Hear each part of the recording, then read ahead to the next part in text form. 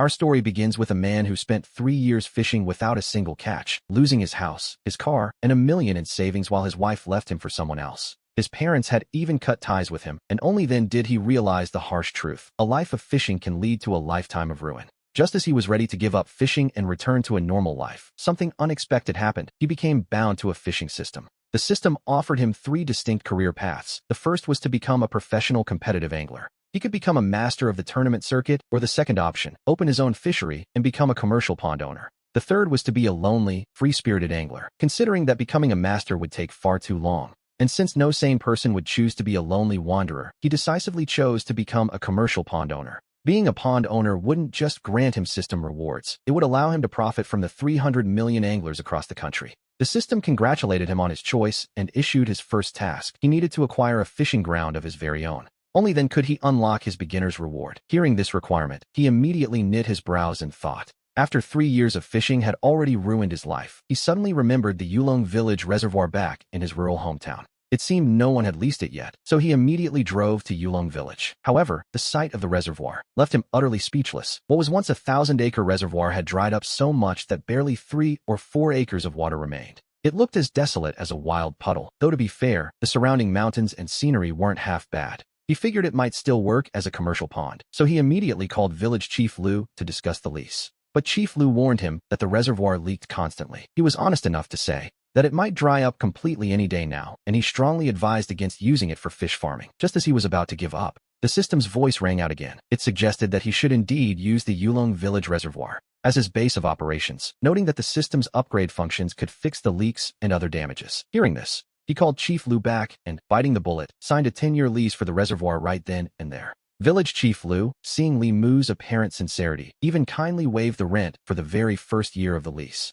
Once the contract was signed, the system's voice chimed in immediately, congratulating him on successfully owning his own fishing facility. At that moment, the water area measured exactly 2.88 acres, and we see that the reservoir currently contained no fish at all. When asked if he wanted to open the beginner's gift pack, he immediately confirmed, and the rewards were granted. The system provided whitebait, yellow skin, and gobies, and just like that, the fry were released into the pond. Then came the upgrade task. He had to invite anglers to fish at a rate of 30 yuan per hour. They were to fish at the Yulong village reservoir, with a minimum time requirement of 5 hours per session. As long as one person paid and started fishing, he would earn a single opportunity to upgrade the facility. After hearing the rewards and the task, he felt like he was about to lose his mind. After all, whitebait and yellowskin are notorious. Along with the gobies, these 3 species are universally recognized by anglers as the 3 pests of the fishing world. Forget charging 30 yuan an hour. To be honest, people wouldn't even come if he offered the fishing for free. He grumbled angrily at the dog system, asking how on earth he was supposed to make this work. Not even a ghost would come to catch those fish, but the system quickly explained the conditions for completion. It turns out the reservoir currently only supported fish produced by the system. No other species could survive there yet. Furthermore, he was warned not to even think about cheating, lest he be cursed to never catch a fish again for 10,000 years. Seeing that the system had blocked all his exits, he had no choice but to call his good friend, Bai Yunhai. He told him he'd opened a spot at the Yulong reservoir and asked for 150 yuan for 5 hours of support. On the other end of the line, Bai Yunhai sounded utterly incredulous, asking Li Mu if he'd perhaps hit his head. The reservoir leaked every day and had no fish, yet here he was, asking for 150 yuan for 5 hours. Bai Yunhai wasn't buying it for a second, so Li Mu continued to lure him, swearing he had just stocked the water that very day. He claimed there were 1,000-pound black carp just waiting to be caught, but Bai Yunhai wasn't falling for it at all. Bai Yunhai told Li Mu that as friends, he should stop the nonsense, especially given the reservoir's current water level. He joked that 1,000-pound carp would probably drink the entire reservoir dry in one go. Li Mu wondered who else he could possibly trick into coming as he stood by the water, feeling a massive headache coming on. Just then, the village widow, Yang Yulan, approached the reservoir and greeted him, surprised to see him there. She mentioned that village chief Liu told her he was back to raise fish, and she even invited him home for lunch. Now, Yang Yulan was fair-skinned and beautiful, the dream woman of every man in Yulong village. But at this moment, Li Mu felt nothing. He simply couldn't find the interest, offering a bitter smile as he greeted her, noting it had been a long time. Seeing his depressed expression, Yang Yulan asked what was wrong, wondering if he had perhaps just broken up with a girlfriend. He shook his head, explaining he didn't even have a girlfriend, before telling her all about his struggles with the fishing business. Yang Yulan smiled, relieved it wasn't a tragedy, and realized he was simply worried that no one would come to fish. She kindly offered to be his very first customer for the day to help him out. Since she didn't know how to fish and had no gear, she asked him to teach her, which, naturally, made Li Mu ecstatic. He asked if she was truly willing to pay, and without a word, she pulled out her phone and transferred the 150 yuan. Once the money arrived, he immediately grabbed a rod from his car, set up the fishing platform, and prepared the bait. He began teaching her using a standard wild fishing bait mix, determined to make her first experience a success. He prepared a 3.6-meter rod for her, adjusted the float to a standard setting, and began the lesson. We see him guiding her hand to make the very first cast, and before long, the float on the surface twitched twice. He urgently told her she had a bite and to pull the rod, and Yang Yulan reacted immediately. A whitebait and a goby were dangling from the hooks, jumping wildly, a double catch, much to their surprise. As a seasoned angler, Li Mu felt no excitement over such small fish, but for Yang Yulan, catching anything at all was a thrill. She turned to him, beaming, and exclaimed that she had actually caught 2 fish at once, finding the whole experience quite fascinating. With high spirits, Yang Yulan cast her line a second time, and almost immediately, the float vanished beneath the surface. At Li Mu's command, she pulled the rod again to find another double catch, asking him with pure excitement if he saw that. She wondered aloud if she had a hidden talent for fishing, already planning to fry her catch as a snack for later that evening. Li Mu played along with a chuckle and a nod, noting that Sister Yulan was not only beautiful but a natural at the sport. He praised her quick progress, and hearing his compliments, Yang Yulan beamed with the pure joy of a young girl. Next, Yang Yulan began fishing with a grace that was almost poetic. Seeing that she had the hang of it, Li Mu stepped back. He began to plan the future operations of the fishing grounds. About 5 minutes later, Yulan suddenly let out a sharp cry, calling his name. She begged for help, claiming the hook was caught in her clothes. When he looked over, he froze in his tracks. The hook was snagged in a rather awkward spot, right across her chest. He cleared his throat, feeling the heat rise to his face. He pointed out that the hook had barbs and suggested she could pinch it and slide it out herself. But Yulan shook her head urgently. She insisted she had already tried and failed, urging him to just do it so she could get back to her fishing. Blushing furiously, he had no choice but to step in and untangle the hook. Over the next few hours, this became a bit of a pattern. The hook seemed to have a mind of its own, constantly snagging on her clothes. He ended up helping her time and time again. 5 hours flew by. By the end, the fish bucket held at least 100 small whitebait and gobies. They were just common fish, of course. Still, Yulan was thrilled as she looked at the catch. She immediately grabbed a dozen to take home for dinner. She invited him over for a drink and a meal to celebrate. Since she had helped him complete the system task, he wanted to show his gratitude, so he didn't refuse. He waited for her to head home and start cooking. The system's voice immediately chimed in, congratulating him on completing the task and granting him a well-earned upgrade opportunity. He was given the choice to expand the water area or upgrade the fish species. After a moment of quiet reflection, he realized the current fish were already quite large, which was a good start, but the water area itself felt a bit cramped. And so, he chose to upgrade the water area. Once he confirmed his choice, the system immediately began the process. As the system expanded the boundaries of the water, it simultaneously issued his next business objective. He was tasked with inviting people to fish at the Yulong village reservoir for 30 yuan an hour, with a 5-hour minimum. If he could get 10 people to pay and fish, he would earn yet another chance for a survey upgrade. The price remained the same, but the required number of customers had increased. Still, he felt this was manageable. Even if the reservoir only held common fish for now, their impressive size would surely draw a crowd of 10 anglers. He decided to call Bai Yunhai, the owner of the fishing tackle shop, once again. Brother, help me spread the word to your group.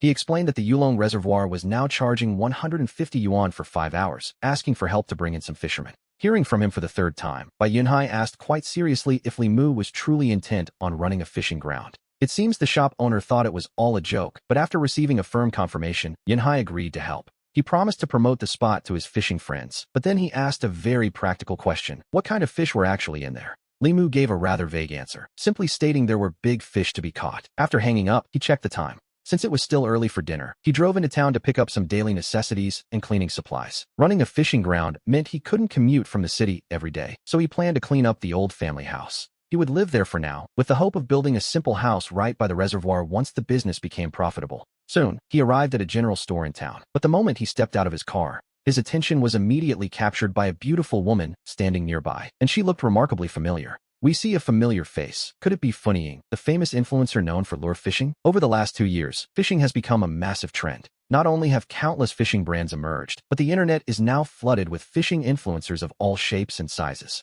Some have tens of millions of followers, like Deng Gang. Though to be fair, Teacher Deng is a professional competitive angler. As a technical coach for the National Association, he is essentially the gold standard of the current fishing world. Fun Ying, on the other hand, is a prominent female influencer in the community who specializes primarily in lure fishing. She was once a professional competitor herself, but after violating tournament rules, she received a lifetime ban from professional play. While she now films purely for entertainment, her striking looks and athletic build have made her a standout among female influencers. She is easily one of the top creators today, boasting nearly 10 million followers and averaging over 100,000 likes per video. This is top-tier influencer territory, and Limu immediately realized that if he could convince Funying to visit his reservoir, his business would become famous overnight. With that thought in mind, he walked straight over to introduce himself. He greeted her warmly, claiming to be a fan and mentioning that he ran a fishing ground very close by. He promised her that if she filmed a video there, it would be a guaranteed hit, and he invited her to give it a try. Funying looked at him with a hint of curiosity, asking if he was truly bold enough to guarantee her video would go viral.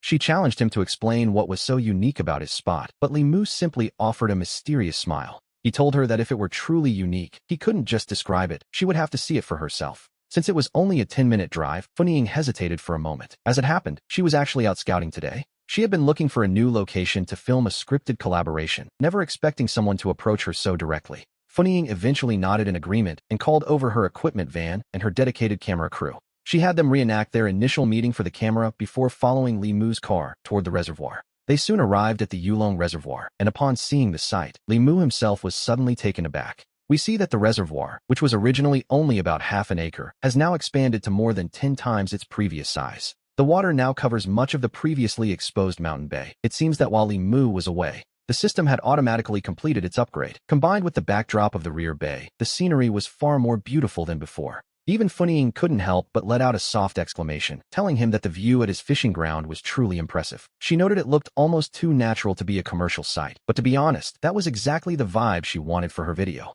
With that, Funying decided right then and there to start fishing. She pulled out her phone to handle the business side of things. Right in front of the camera, she paid the 150 yuan fee and began setting up her professional gear to begin the session. Meanwhile, Limu recorded the entire scene on his own phone and sent the footage directly to Bai Yunhai. Bai Yunhai messaged back almost instantly, clearly stunned that he had actually managed to get a star like Funying to fish at his place. She told him she was coming over immediately, claiming that with Funying there, even a 500 yuan fee would be a bargain. Limu chuckled to himself and asked Bai Yunhai to share the video in her local fishing groups to spread the word. Predictably, the group chat exploded. Over 500 eager anglers began tagging Bai Yunhai all at once, demanding the exact location of the reservoir. After all, the chance to fish in the same spot as a beauty like Funying doesn't come around very often. Seeing the overwhelming feedback Bai Yunhai was receiving, Limu felt a surge of excitement. It seemed the system's task of collecting fees from 10 different people was going to be much easier than he expected. Once Funying was settled, he received a call from Yang Yulan inviting him over for a meal, so he headed to her home.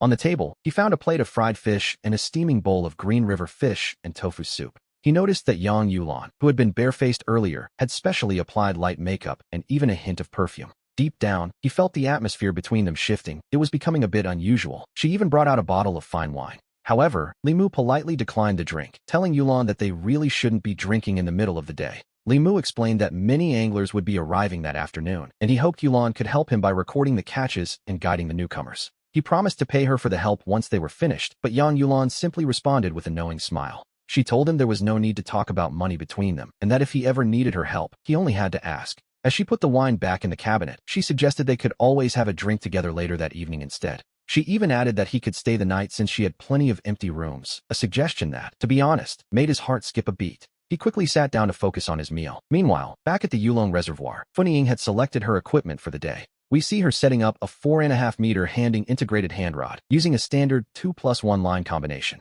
She paired it with a number 4 Jinhaixi float and prepared her bait using a Hellcat aromatic blend mixed with a bit of gluten powder. After starting with bottom fishing, she adjusted her float to a more sensitive setting to better detect the subtle nibbles on the bait. With everything prepared, Funying quickly settled into her rhythm, but after about half an hour, something began to feel off. The fishing conditions at this reservoir were proving to be, shall we say, a bit frustrating for a professional like her. It seemed that no matter where she cast, she caught nothing but small bait stealers like bitterlings, topmouth gudgeons, and sleeper gobies. It felt as though these were the only 3 species in the entire reservoir. She recalled the owner mentioning the place was unique. She wondered if these annoying little fish were the unique feature he meant, feeling certain she had been swindled by the owner. Unable to keep it in, Funying complained to her assistant, Xiaoli, telling her she felt they had been completely scammed. She lamented that there weren't any real fish to be found, but Xiaoli just smiled and offered a different perspective. Xiaoli noted that being scammed could actually be a great hook for the video, and might even help it go viral once it was posted. Funying gave a bitter smile and nodded, deciding to change her tactics by trying to fish slightly off the bottom with larger bait.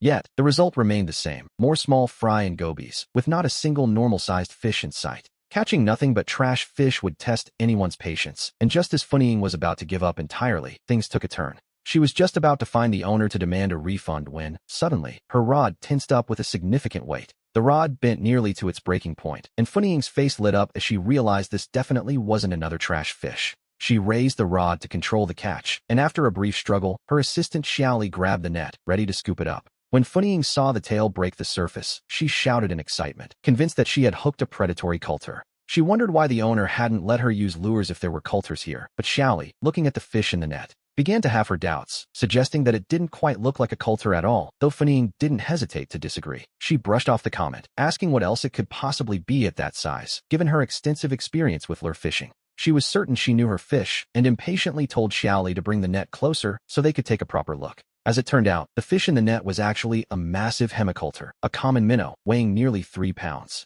Since minnows and coulters look remarkably similar, a specimen of this size could easily be mistaken for the other from a distance. At that moment, Funying's emotions were incredibly complicated, leaving her feeling as though she might actually burst into tears. Yet, there was a spark of genuine surprise. After all, she had never seen a common minnow grow to such an absurd size. She realized that if she posted this, the video would almost certainly go viral. Perhaps this was the surprise the owner mentioned. Beside her, Xiaoli didn't waste a second, immediately pointing the camera lens directly at the giant, shimmering fish. Funying removed the hook and held the fish up, wearing an expression that sat somewhere between a smile and a sob for the camera. She told her viewers that she finally understood what the owner meant by a guaranteed viral surprise, asking if they'd ever seen such a fish. It felt like it weighed at least 3 pounds, and its length was pushing nearly 50 centimeters, a true monster of its kind. Funying quickly placed the giant minnow into her keep net and cast her line again, her frustration replaced by a new curiosity. She wanted to see what other surprises this reservoir might be hiding, while at that same moment, Li Mu was strolling back. He walked toward the fishing grounds at a leisurely pace, still savoring the memory of the delicious fish he had eaten for lunch. Li Mu thought to himself that while Sister Yulan's cooking was excellent, the real secret was likely the high-quality fish produced by his system. The meat was simply superior, and if that remained the case, his fishing grounds would soon be doing a very brisk business indeed. After all, most people avoid eating fish from standard commercial ponds because they're raised on artificial feed, but this was different. As we see him arrive back at the water, Funying immediately began to complain, accusing him of charging her 150 yuan just to catch minnows. She was indignant that he had sent her into the mountains only to find common species like hemicoulter, bitterlings, and sleepers. Even though she had landed that giant minnow, she still felt a sense of disappointment, which is why she couldn't help but grumble the moment she saw him. Li Mu, however, feigned complete shock, addressing her as the great beauty Funying, while maintaining a perfectly straight face. He told her not to spread such rumors, insisting his reservoir was full of variety and that she had likely only seen those small species because she'd just started.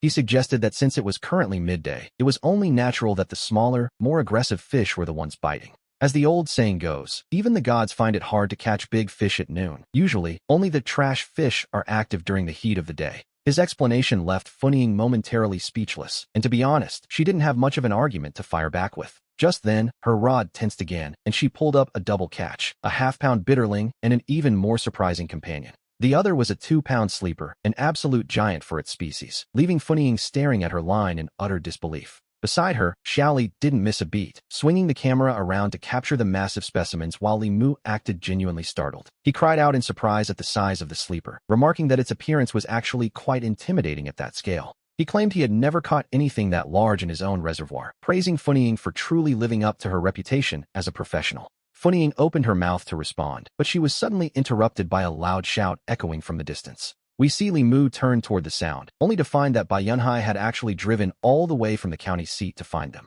Li Mu excused himself from Funying and went to greet him, noting how fast he had arrived, but Bai Yunhai wasn't really listening. His eyes were scanning the shoreline frantically as he asked Li Mu where Funying was, desperate to find a spot right next to her. Li Mu casually pointed toward Funying's spot, and the moment Bai Yunhai saw her, he excitedly began pulling his gear out of the car. He was ready to rush over and fish right next to her, but Li Mu reached out and firmly caught him by the arm. He told his friend that while they were like brothers, business was business, and today, Bai Yunhai would have to step over his dead body first. Unless he paid the 150 yuan fishing fee, he wasn't catching a single thing, mostly because Li Mu needed to complete his system mission. Besides, Bai Yunhai had spent years tricking him into buying rods at his tackle shop, making quite a bit of money off him in the process. To be honest, this 150 yuan fee was just a drop in the bucket, and seeing Li Mu's determined face, Bai Yunhai knew he had no choice. He obediently pulled out his phone to scan the code and pay, and once the transaction was done, he grabbed his gear and hurried off. He ran toward Funying with high spirits, but as he left, Limu noticed something happening on the road below the reservoir. A steady stream of cars was driving toward them, and as we watched the line grow, Limu estimated there were at least 20 vehicles. There were more than 20 cars in total, leaving Yang Yulan, who was directing traffic at the intersection, completely stunned. It was the first time Yulong Village had ever been this lively, and soon a large crowd carrying fishing gear arrived at the site. After paying their fees, everyone crowded around Funying. It seems the allure of the #1 beauty of lure fishing was truly formidable. Her influence was almost terrifying, and considering it was a workday, the turnout was nothing short of impressive. If it had been a weekend or after work hours, there likely would have been even more people, but he counted 36 anglers already. Between them all, he had collected 5,400 yuan in fees today, and Limu took a satisfied stroll along the water's edge to admire the scene. However, he soon realized a major problem. While the giant minnows and sleepers provided a nice surprise, they weren't enough. With so many people fishing, it was fine if 1 or 2 people failed to catch anything significant, but if everyone missed out, things would turn sour. If they couldn't land any other types of fish, he feared these anglers would start demanding their money back. After all, trash fish are still just trash fish, and in the long run, this kind of hype wouldn't last forever. It certainly wasn't a sustainable plan, but fortunately, his new business mission had already been completed ahead of schedule. At this point, he only needed to wait for 10 more people to finish fishing before he could use the system to upgrade the fish species. However, the very problem he had been worrying about soon surfaced among the crowd of anglers, including Bai Yunhai. They all began to question why the reservoir seemed to be filled with nothing but small fry, especially after paying a 150 yuan fee. Since not a single proper fish had been caught yet, some of the men were already starting to grumble and complain. Fortunately, a few people started pulling in 1 or 2 pound minnows or 3 pound sleepers, which helped calm the mood. These catches managed to distract the disgruntled group, and the fact that Funying was still fishing patiently kept them in their spots. And so, the anglers suppressed their impatience and stayed put, continuing their efforts all the way until 4 in the afternoon. At that point, Funying decided to pack up her gear and head home, so Limu walked over to say his goodbyes. He jokingly asked the great beauty if she was done already, even offering to let her keep fishing for free since her time was up. Funying shook her head and explained that she had things to do later, noting that she had already finished filming her video. Limu bid her farewell and invited her back, but before she left, he couldn't resist asking her one more thing. He asked if the surprise and the promise of a viral hit lived up to his word, and Funying nodded happily, confirming there were indeed surprises. She was sure the video would go viral, but then she pointed out that there didn't seem to be any other types of fish in the pond. Limu immediately denied it, insisting it was impossible and claiming the other fish simply hadn't started biting yet. Funying just gave him a knowing smile, teasing him for telling tall tales when dozens of anglers hadn't seen a single different species. He remained stubborn, telling her that if she didn't believe him, that was her loss, but his other fish were definitely there. He claimed that once the feeding window opened, they'd be jumping out of the water. Funying just chuckled, said goodbye, and left. However, something happened that Limu hadn't quite expected. The moment Funying walked away, the crowd began to follow. There had been over 60 people fishing, but in the blink of an eye, only about 10 remained at the reservoir. He realized then that Funying's influence wasn't just powerful, it was the only thing holding the whole operation together. The real issue, as we see, was that the fishing itself just wasn't holding up, mostly because of those super minnows and super sleepers. The anglers had seen enough of those small fry, and since no other species had appeared, they were starting to lose interest. Limu knew that if he relied solely on novelty to attract people, these folks likely wouldn't bother coming back a second time. And so, he immediately checked with the system to see if the new business objective had been met, and the system replied instantly. It confirmed that he had indeed earned a new upgrade for the fishing grounds, and asked if he wanted to use it right away. He didn't hesitate for a second, instructing the system to upgrade the fish species immediately, and the system acknowledged the command. After a quick randomized draw, the system congratulated him on unlocking a new species. The topmouth coulter was now officially added. A topmouth coulter? Upon hearing this, a wide grin spread across his face, and for good reason, to be perfectly honest. The coulter is one of the most prized catches for any serious angler, a medium-sized species that simply can't be compared to trash fish. Usually, catching 1 over 5 pounds is enough to make an angler ecstatic, and if they manage to break a personal record, it's enough to make them shout for joy. Plus, because the meat is so delicious, its market value is incredibly high. Pure wild ones can fetch nearly 100 yuan per pound, and they are also the primary target for lure fishing enthusiasts. Since the Yulong Village reservoir wasn't quite large enough yet, he decided he would have to stick to traditional pole fishing for now. He grew even more excited realizing that these system-upgraded fish could reach the absolute theoretical growth limit for their species. Everything was finally falling into place, and he felt certain the fishing grounds were about to take off. However, just then, The system presented him with a brand new business task. He was to invite people to fish at the reservoir for 100 yuan per hour. There was a catch, of course. The system required a minimum booking of 5 hours per person. If he could get 20 people to pay and fish under these terms, he would immediately earn another upgrade for the grounds. After hearing the details of this new task, Li Mu took a sharp breath. At 100 yuan an hour, that was quite the steep price. That meant charging 500 yuan for a single session, though luckily, with the new coulters in the water, the price wasn't entirely unfair. But it certainly wasn't cheap either. Just as Li Mu thought the topmouth coulters were all set to save the day, and that the anglers would surely keep fishing, the reality was quite different. The remaining 10 or so fishermen were actually getting ready to leave. He immediately stepped forward to stop them, reminding them they still had time left. He urged them to stay a bit longer, but the 10 anglers all replied with the same collective complaint. They told the boss that while the minnows in this reservoir were large, catching nothing but trash fish just wasn't interesting. Despite his best efforts to convince them there were other species in the water, those 10 anglers left anyway. One by one, the fishermen continued to depart until the entire reservoir was empty, save for by Yunhai and one other man in his 30s. At that moment, Yunhai started complaining to him with no filter at all. He asked Li Mu what on earth he was playing at, calling the whole situation a complete ripoff. He argued that a reservoir full of trash fish was a waste of all the popularity Feng Yin had brought him. Li Mu gave Yunhai an annoyed look, telling the boy to keep his mouth shut and just focus on his fishing.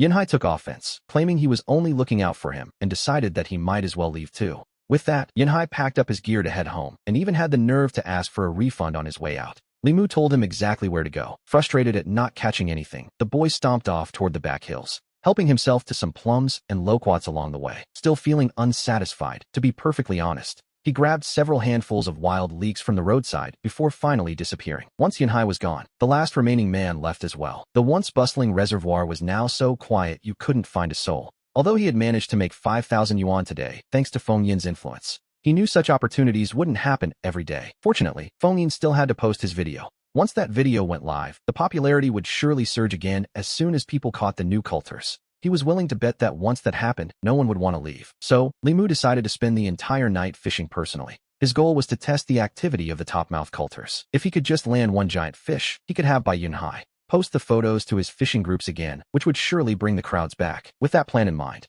he immediately took his belongings back to the old house and gave the place a quick, much-needed cleaning. After that, he prepared 100 pounds of bait. As the old saying goes, if you don't bait the spot, you won't catch a lot. Once everything was ready, he was about to settle for a simple bowl of instant noodles for his dinner. But then he received a phone call from Yang Yulan. She told him she'd noticed all the fishermen had left the reservoir. She invited him over to her place, promising to cook him a proper meal. The sound of Yulan's voice over the phone sent a bit of a shiver down his spine. He couldn't help but wonder if she really just wanted to feed him dinner, or if she had something else on the menu entirely. Still, being too lazy to cook for himself, he didn't refuse. He soon arrived at Yulan's house, where several large, hearty dishes were already waiting on the table. During the meal, he told her that he wanted to pay her 3,000 yuan a month to handle the cooking for him. And for the visiting fishermen, he knew that once the popularity returned, he'd need to provide meals to keep the anglers happy. Yulan immediately refused the money, insisting she was free anyway and happy to help him for nothing. However, he felt it wasn't right to just take her help, so he insisted on a salary. And so, the matter was settled. After finishing dinner, he gathered his things for the night fishing trip. Seeing him prepare to leave, Yulan tried to persuade him to stay. She warned him that fishing at night wasn't safe and suggested he stay at her house to keep her company instead. He shook his head, telling her not to worry. He needed to test the fish density tonight and told her to get some rest. With that, he left with his gear. As he passed the cornfield near Yulan's front door, he reached out and picked a dozen ears of tender corn. After all, fresh corn is essential for catching coulters. Soon, he reached the water's edge. He began peeling the tender corn into a large basin, feeling confident that tonight was going to be an absolute success. If he could land a single topmouth coulter weighing over 10 pounds and have by Yunhai post it, the reaction would be explosive. And if he managed to catch a 20-pound monster, it would surely send shockwaves through the entire local fishing community. After all, places where one can find coulters over 20 pounds are incredibly rare across the entire country. At this moment, his inner fisherman's blood was boiling with excitement, but just as he was about to set his gear, a motorcycle came racing toward him, and out stepped a middle-aged man with deeply tanned, weathered skin. The man carried his fishing gear over and asked, "Hey brother, are you the owner of this reservoir?" Li Mu nodded and asked the older man if he was there to fish, to which the man gave a dry chuckle. "Brother, don't call me uncle. I'm only 27. It's just that years of fishing in the sun have aged me a bit. So what are your rates?" Li Mu froze for a second, looking at the man's face in disbelief. To be honest, the man's forehead wrinkles looked deep enough to rival his grandfather's, but Li Mu didn't dwell on it. He simply told the man the price, 100 yuan per hour, or 5 hours for a flat 400. The man was visibly stunned by the quote. That's expensive. What kind of fish do you even have in here? Li Mu explained that the reservoir was strictly for top-mouth coulters, with the largest ones reaching nearly 20 pounds. He added that if the man didn't want to keep the fish, he could sell them back to the reservoir for 2 yuan per pound. However, any fish over 10 pounds had to be returned. The man fell silent for a moment, weighing his options. You only pay 2 yuan a pound? I'd have to catch 50 pounds of fish just to break even. Sensing the man was losing interest, Li Mu grew a bit impatient and told him those were the fixed prices. If you think your skills are up to it, pay the fee. If not, you might as well head back home. He assumed the deal was dead, but to his surprise, the man just laughed and reminded him of what he'd said.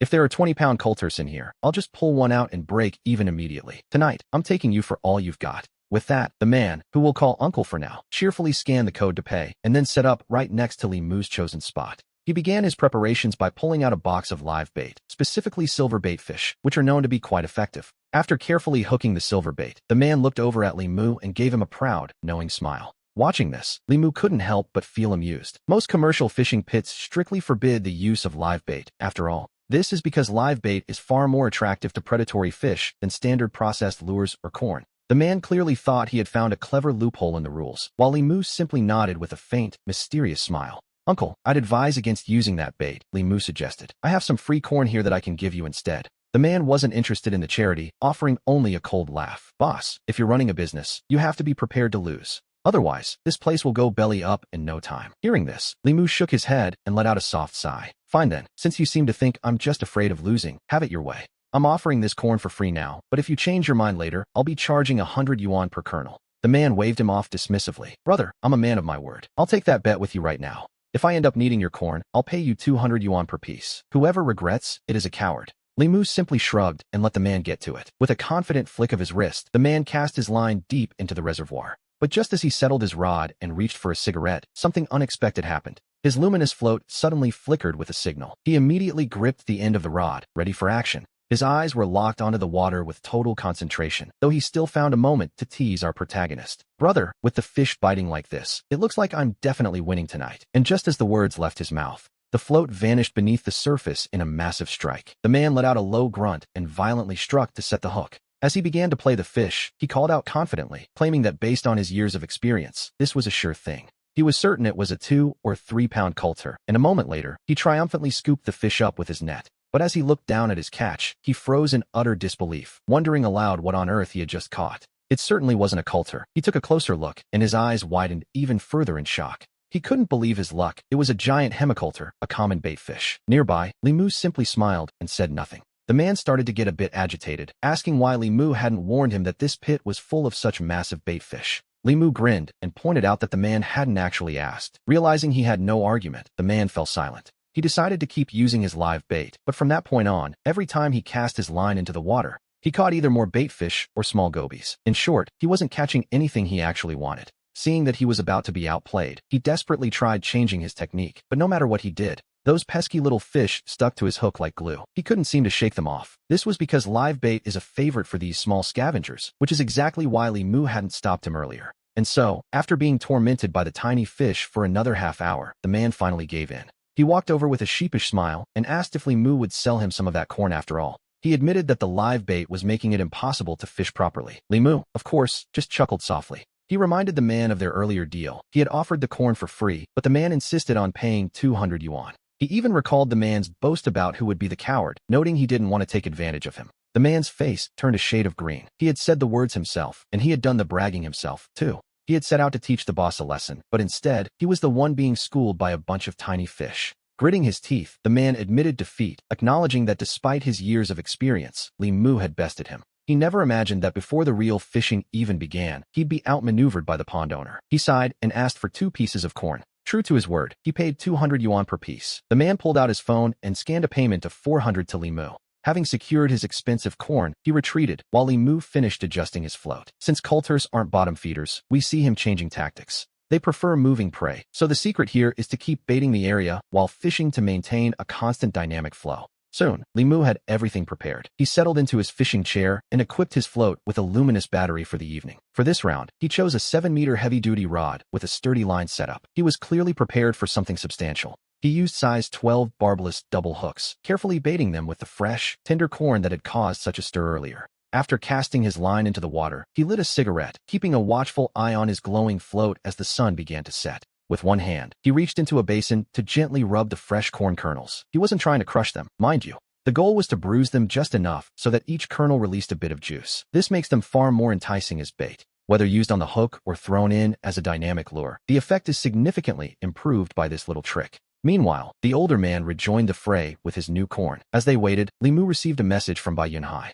He had been added to a massive chat group with over 500 fishing enthusiasts. He simply dropped in to say hello. The group erupted instantly. People couldn't believe it, asking if this was truly the famous owner of the Yulong village reservoir. The excitement was palpable as members confirmed his identity. It seems Limu's reputation had preceded him. After dismissing a few jokes from the group members, he sent out a polite, collective response to the community. He invited them all to visit Yulong village again soon. Just as he sent the message, his luminous float flickered twice. He immediately went on high alert. Unfortunately, the fish didn't take the bait, and the water went still once more. Suddenly, a shout came from the man nearby, followed by the sharp whistle of a rod cutting through the air. Limu looked over. The man's rod was already bent into a deep arc. He struggled to control the fish, his face lighting up with pure excitement. "I only threw in 2 scoops of corn, and I've already hooked one," the man shouted. "Boss, your place really is something." He was certain it was a coulter, though perhaps a bit on the small side. As the older man's voice trailed off, we see him pulling up a coulter weighing about a kilogram. Limu was about to respond, but right at that moment, his own luminous float flickered twice on the water's surface before suddenly plunging deep into the darkness.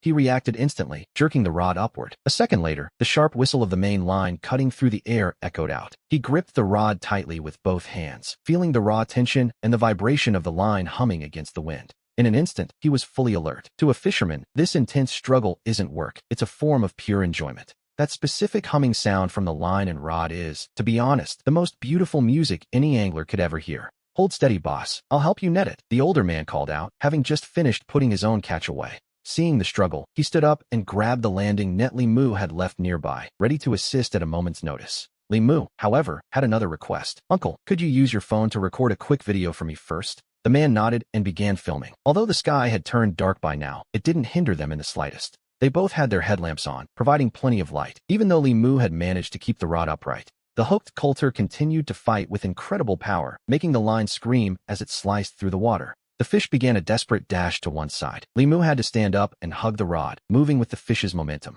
He paced along the bank, following the pull. Only when the initial burst of strength began to fade did he dare to take control. He began using the figure-8 technique, carefully guiding the fish back toward the shore with steady pressure. His line setup wasn't particularly heavy, and he knew that if he used brute force, he risked snapping the line and losing the catch. After wearing the fish down for a while, he tried to step back to gain more leverage, but the fish wasn't finished yet. Suddenly, it surged with a new burst of energy, this time charging straight out toward the center of the distant water. The fish dove diagonally toward the depths. It wasn't giving up yet, forcing Limu to lung forward to keep his balance. Just as he nearly tumbled into the water, he planted his foot firmly. The line continued to scream, vibrating with raw power. The entire rod bent into a massive arc, the tip nearly touching the water's surface as it groaned under the fish's weight. The rod pulsed with every surge, a feeling that is truly exhilarating, though it carries a high risk of the line snapping. Since he hadn't attached a safety rope, he had to risk losing the catch and quickly tilted the rod to one side. It was a gamble. Either the fish would tire and be guided back, or it would keep charging and snap the line instantly.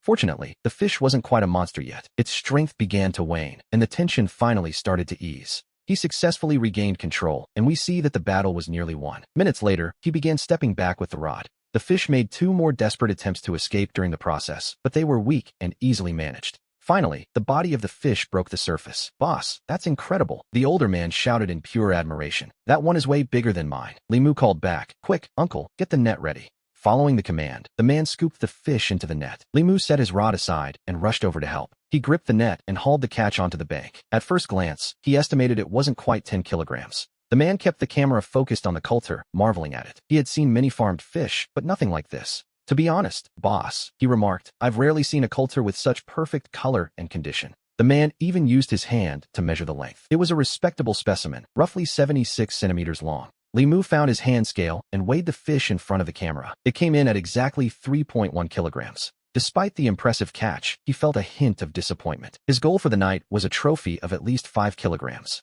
The older man, however, was now fully convinced that giant fish lived in these waters. After a quick cleanup, Limu placed the fish in the keep net and returned to his seat, feeling refreshed. He then asked the man to continue. Li Mu asked the man to send him the video, and once it arrived, he immediately shared it with the fishing group chat. He slipped the phone back into his pocket and returned his focus to the water, but his WeChat notifications began to explode. Deep down, he was amused, thinking that the other anglers must be losing their minds. Meanwhile, Wang Defa arrived on the scene. Defa showed the bound black carp to a man in a yellow hat, who was visibly shocked by the massive, grayscaled fish. The man in the yellow hat couldn't believe his eyes, shouting that they needed to get the fish into an oxygen tank immediately. He was worried that if the fish died now, it wouldn't be fresh enough for a premium sale later on. Without needing to be asked, Yellow Hat pulled an electronic scale from his vehicle, and he and Defa worked together. They hoisted the heavy carp onto the scale, and we see the weight settle at exactly 15.8 kilograms. Yellow Hat's voice trembled with excitement as he told Li Mu that his luck was simply out of this world. He admitted he was completely impressed that Li Mu could land such a top-tier catch, circling the fish in pure wonder. He inspected and touched the carp repeatedly, already deciding to flip it to a high-end hotel for a handsome profit. Li Mu simply gave a calm smile and told Yellow Hat to calculate the price and handle the fish as quickly as possible. He pointed out that the hook had injured the fish's mouth, and he wasn't sure how much longer it would stay alive. After a moment of thought, Yellow Hat looked at Li Mu and offered 25 yuan per kilogram for the wild carp. He asked Li Mu if that price was acceptable, and our protagonist couldn't help but offer a satisfied smile. It seemed Yellow Hat was being quite fair, considering the standard market price for black carp is usually only 15 yuan. Given that the fish was injured, offering 25 yuan meant Yellow Hat certainly wasn't trying to cheat him. In the end, based on that premium rate, Yellow Hat paid him a total of 800 yuan for the catch. Li Mu had originally expected only 400 or 500, so this result had far exceeded his initial expectations. After happily completing the transfer, Yellow Hat started his van and drove off to deliver the massive black carp. At this moment, we noticed the drone in the sky descending a bit lower, clearly intent on capturing every detail of the transaction. Simultaneously, the drone transmits their entire conversation back to the live stream, where the viewers are once again whipped into a frenzy. One viewer exclaims that selling a single fish for 800 yuan is practically equivalent to 3 days of their salary. Another replies that there's no need for surprise, noting that if the fish hadn't been injured, it would have fetched even more. Apparently, in some regions, wild black carp are so highly prized that people would fight to buy them for 30 yuan per gene. Back at the riverbank, Wang Defa watches as the 800 yuan notification pops up on Li Mu's phone. He is genuinely thrilled for his friend, remarking that they have truly struck it big today. Believing that good fortune should be shared, Li Mu decides to send 400 yuan over to his friend, Fatty Wang. He knew quite well that without Defa's help with the landing net, that massive fish likely would have escaped. However, when Defa sees the transfer, he doesn't just ignore it. He immediately hits the refund button. With a look of confusion, Defa asks Li Mu what on earth he thinks he's doing. He insists he cannot take the money, but Li Mu simply sends it again, patiently explaining his reasoning. He tells Defa that while he caught the fish, the assist with the net was vital, and they should share the rewards. Li Mu goes as far as to order him to accept it, threatening to never fish with him again, which was a bit dramatic, perhaps. Defa finally relents and accepts the money, jokingly calling Li Mu his godfather and claiming he has no other way to repay him. He then offers to serenade Li Mu with a rendition of the song Father and begins clearing his throat to perform. Li Mu immediately cuts him off before the noise attack can begin, putting an end to the musical tribute. This comedic display has the livestream audience in stitches, with comments pouring in about how entertaining these two are. While the two are joking around, Li Mu receives a phone call from Xiao Chun, his former apprentice from his old job. As soon as he picks up, Xiao Chun excitedly shouts that both Li Mu and Brother Wang have actually made it onto television. Xiao Chun explains that just moments ago, tens of thousands of people in the live stream were watching them battle that massive black carp. He tells them the entertainment value was off the charts, leaving Li Mu standing there in a state of complete shock. Subconsciously, Li Mu looks up at the drone circling in the sky, and in that instant, everything finally clicks into place. It turns out the drone following them wasn't just wandering, it was broadcasting their every move, much to Wang Defa's surprise. Defa quickly pulls up the official Nanxing livestream on his phone, his hands trembling with excitement as he shows the screen to Li Mu. He exclaims in disbelief that they really are live, and the whole world is watching them fish. With the viewer count hitting 30,000, Defa wonders aloud if they've finally become famous, a bold thought, to be sure. Li Mu offers a calm, bitter laugh, jokingly scolding Fatty Wang and suggesting they aren't famous so much as they are exposed. He reminds his friend that since the cameras were rolling, Defa's recent bathroom break by the river was likely broadcast to everyone. Defa's face turns a deep shade of red, but he only stays embarrassed for about 2 seconds before turning back to Li Mu with a grin.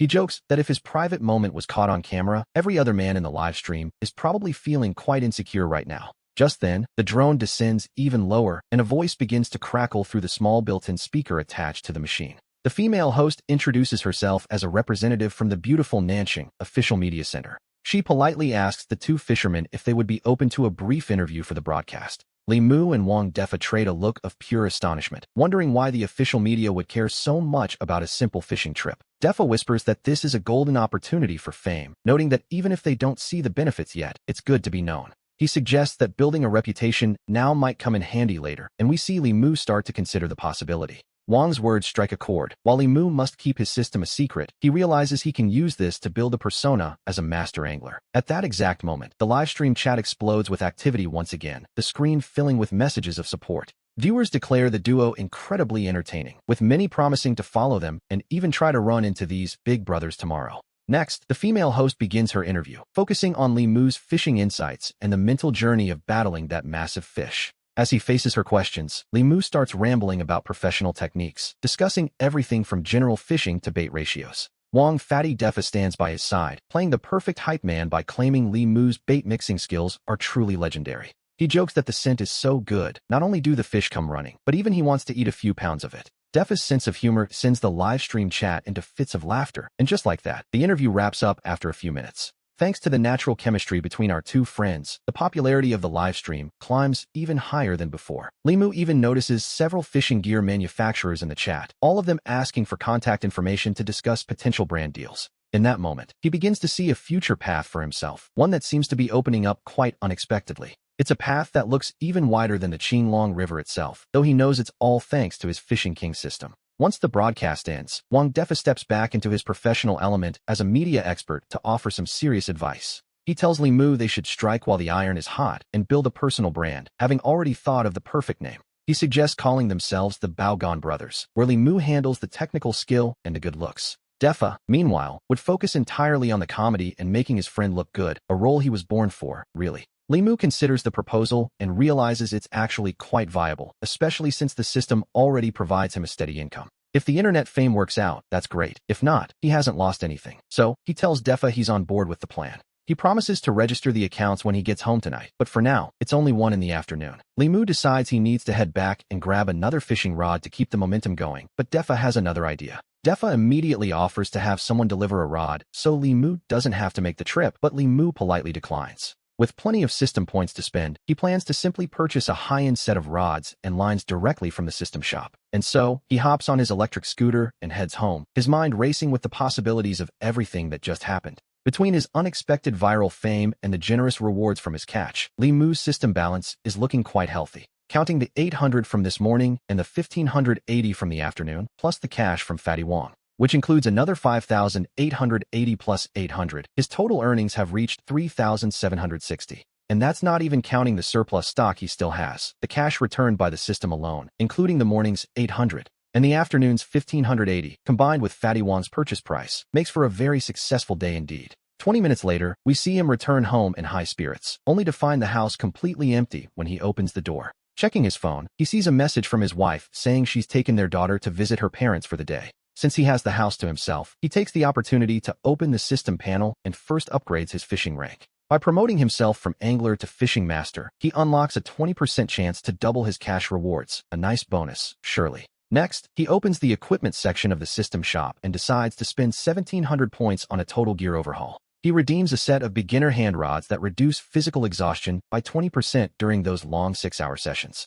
These rods are guaranteed not to break under 80 pounds. He also grabs a beginner lure rod that is irresistible to predatory fish. It increases attraction by 50% and casting distance by 20%, and even comes with a specialized anti-tangle bait casting reel. The movement of the lures becomes even more lifelike, and he adds 200 meters of beginner fishing line that is both durable and soft. The line features enhanced invisibility, and he rounds it out with 10 sets of beginner hooks that are nearly impossible to straighten or deform. Finally, he gets a 29-liter fishing box with built-in insulation and a comfortable seat that slowly restores his stamina. After reviewing the descriptions of his new gear, he figures that since no one is home, he might as well take the plunge. He extracts the entire pile of equipment at once, though he realizes the lure rod and the large fishing box aren't needed just yet. So, taking only the hand rod, line, and hooks, he heads out and runs into Brother Go, the head of Yulong Village. As it happens, Biyun Haiqing has sent over some supplies, and Brother Go tells him to go ahead and grab them from the car. And so, he decides it's time to start grooming Brother Go to help him manage the reservoir, beginning with a simple offer.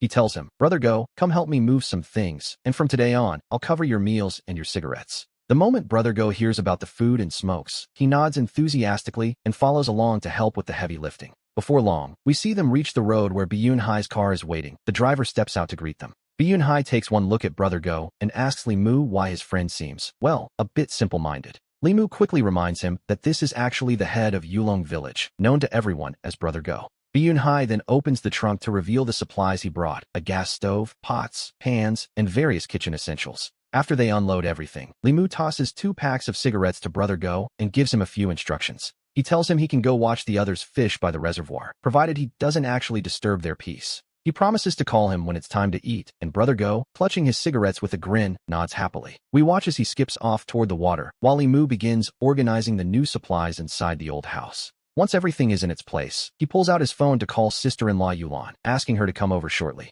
He wants her to bring her gear to the old house to cook. She suggests preparing a full fish feast for the anglers. The menu includes fried hemiculture, gudgeon, tofu stewed with bitterling, and steamed topmouth culture, all of which he heartily approves. Since the system-produced fish taste extraordinary, he knows these delicious meals will earn the fishing grounds a glowing reputation. Word of mouth will surely attract even more anglers. With the plan set, he heads back down to the reservoir. There, he spots Byun-hai already settled into a spot and fishing, and it occurs to him that the boy hasn't paid yet. He walks up and jokingly demands to know if he's really starting his session without paying the required fishing fee. Byun-hai grumbles in annoyance, asking Li-mu if he honestly has the heart to charge him after everything he just delivered. He points out all the supplies he bought today, but Li-mu simply scolds him with a playful, yet firm, tone. Li-mu scoffs, asking how he has the nerve to mention a conscience after the way he was tricked into buying rods at the shop. Back when he was addicted to fishing, he ended up buying a new rod from Byun-hai's shop almost every single week. Worse yet, Byun-hai even took him fishing during the off-season, which led to several of his rods being confiscated by the authorities.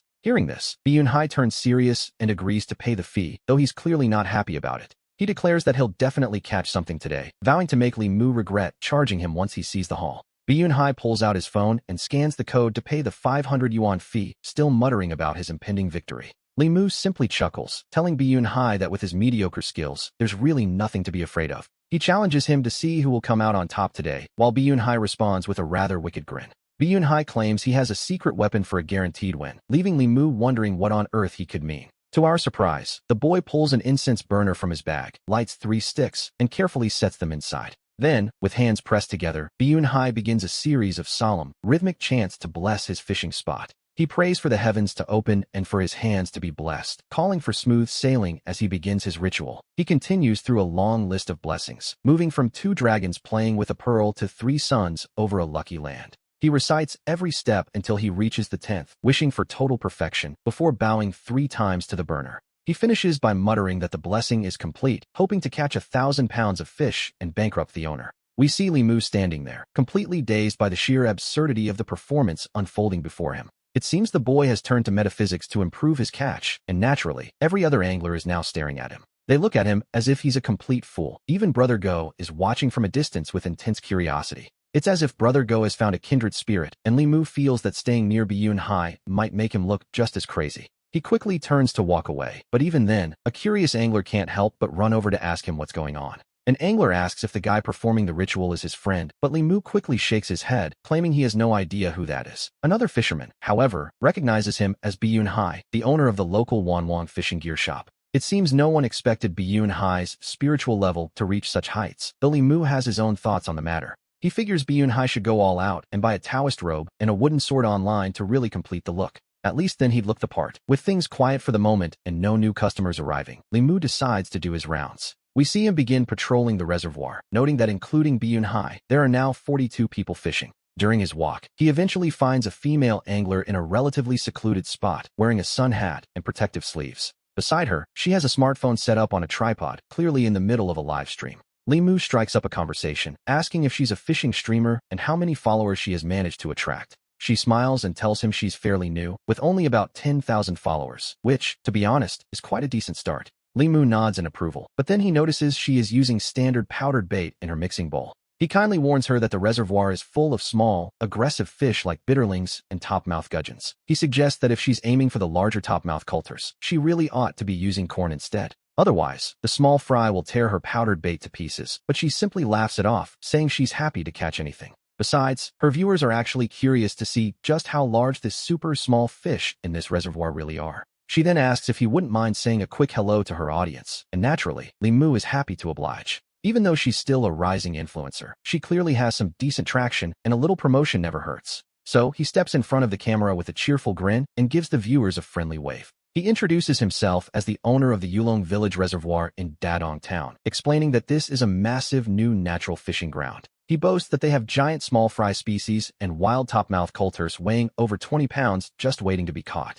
He finishes by welcoming everyone to come and fish at his grounds, while the livestream audience of 98 people looks on. The chat erupts with comments, laughing at how this boss turned a friendly greeting into a blatant advertisement. To be honest, it was a bold move. Some viewers accuse him of bragging, doubting his claims about topmouth coulters weighing over 20 pounds. They claim no fishing ground in the country has such fish, and instead ask Limu if the streamer looks as beautiful in person. While they are chatting, two other anglers nearby manage to land massive coulters, both weighing over 10 pounds. Seeing such large fish, the other anglers grow excited, but Limu notices that lunchtime is fast approaching. He is about to give Gogu some instructions when he suddenly hears a loud splash followed by a cry. A woman's voice screams for help, shouting that a fish has pulled her right into the water. Limu turns toward the sound and sees the female streamer from before struggling in the reservoir. As she splashes about, he reacts instantly, grabbing a nearby landing net and extending it toward her. Fortunately, she is close enough to the shore for the net to reach, and he manages to pull her back to safety. Nearby fishermen rush over to watch the commotion, leaving the poor streamer feeling utterly embarrassed and soaking wet.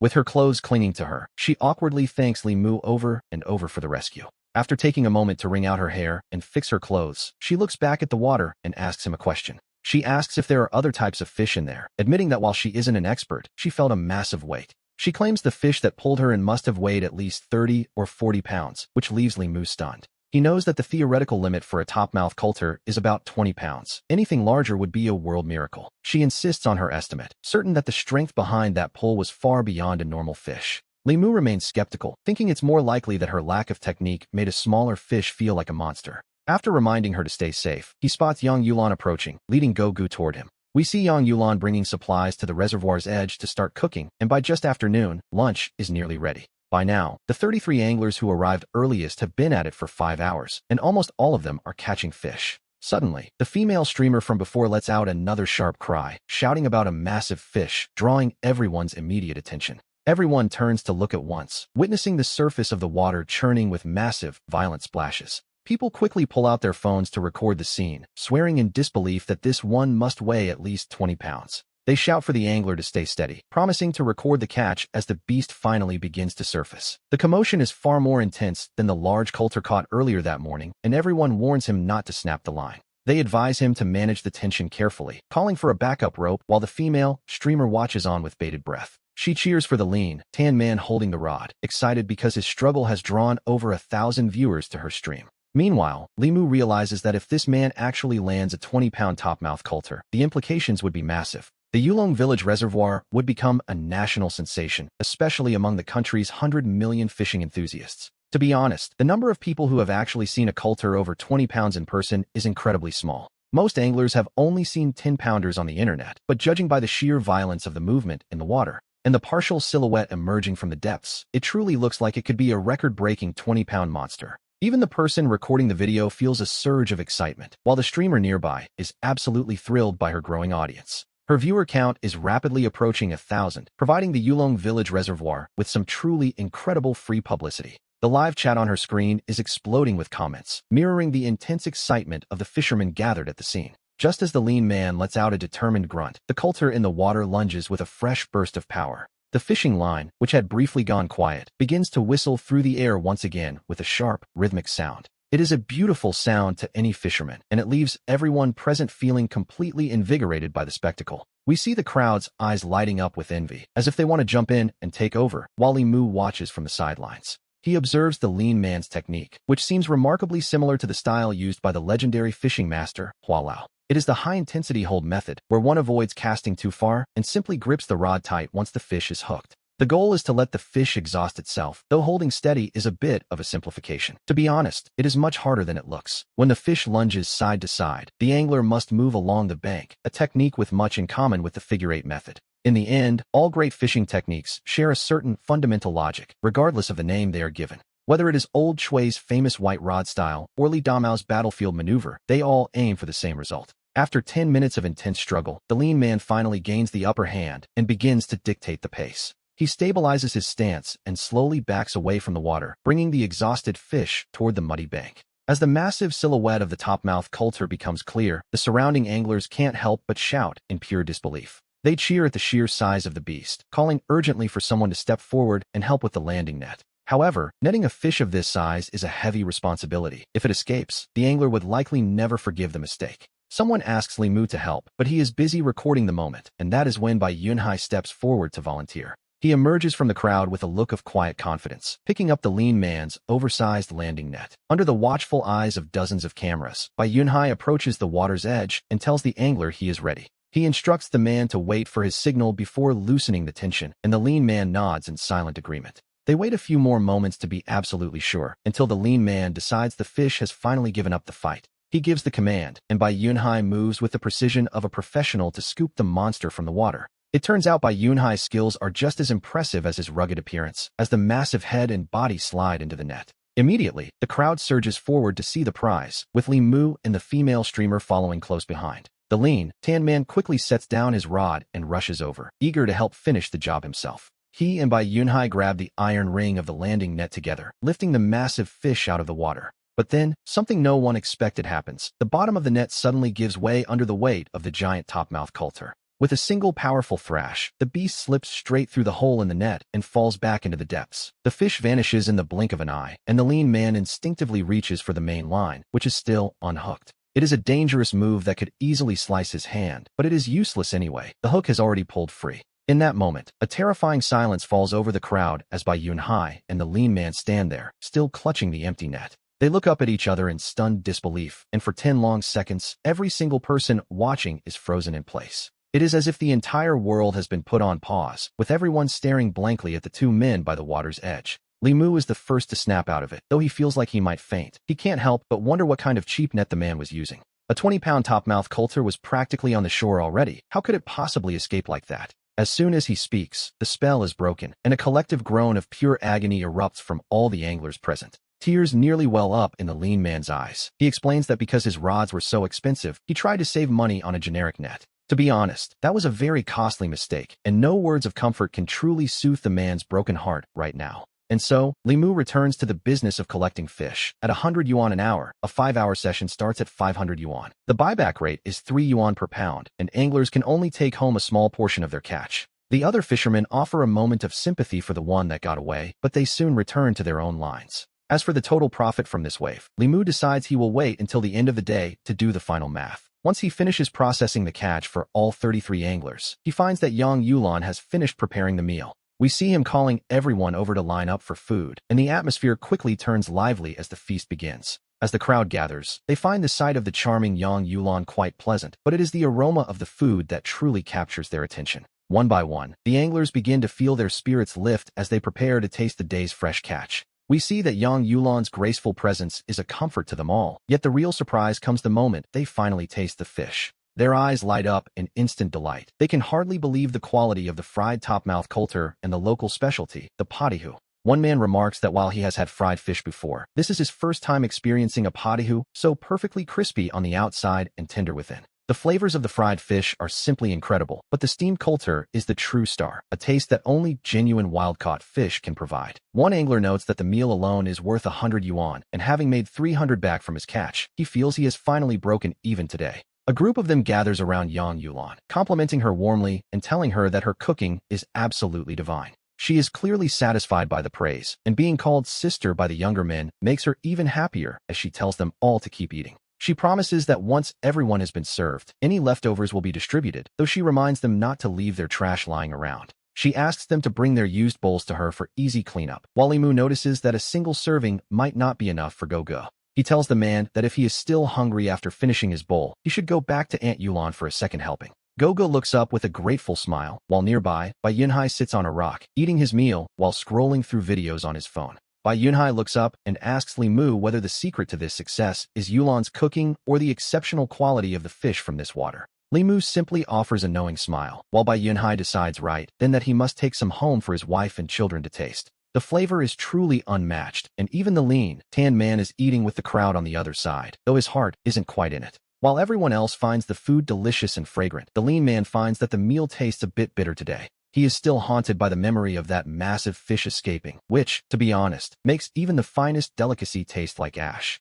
A little later, once the anglers have finished their feast, they return to their fishing spots to continue the struggle against the depths. As Go-Ge helps Yang Yulan clean up the area, Li Mu is surprised to see that the anglers who had already finished their sessions are not leaving. We see that even after finishing their meal, barely 5 people have actually left, while everyone else seems to have no intention of moving. It makes one wonder if they are waiting for the evening bite, or if they simply want to linger and perhaps try their luck at scoring a free dinner. As Bai Yunhai returns to his fishing spot, Li Mu finds a place to sit and soon comes across a new video posted by Feng Ying. The content of Feng Ying's latest video is centered entirely on the Yulong village reservoir, starting from their very first encounter back in town. It follows their conversation, the return to the village, and the trek to the back mountain bay, where Feng Ying initially felt like he was being scammed. There are plenty of complaints at first, but then the footage shows the sudden appearance of massive topmouth coulter and potahu before the video ends. The overall production is quite impressive, with the editing making the experience feel even more streamlined than reality, so Li Mu checks the comments. The section is flooded with disbelief, with viewers shocked that coulter and potahu could actually grow to such an incredible size. The praise is overwhelming, though naturally, some skeptics are already claiming that the reservoir must not contain any other types of fish.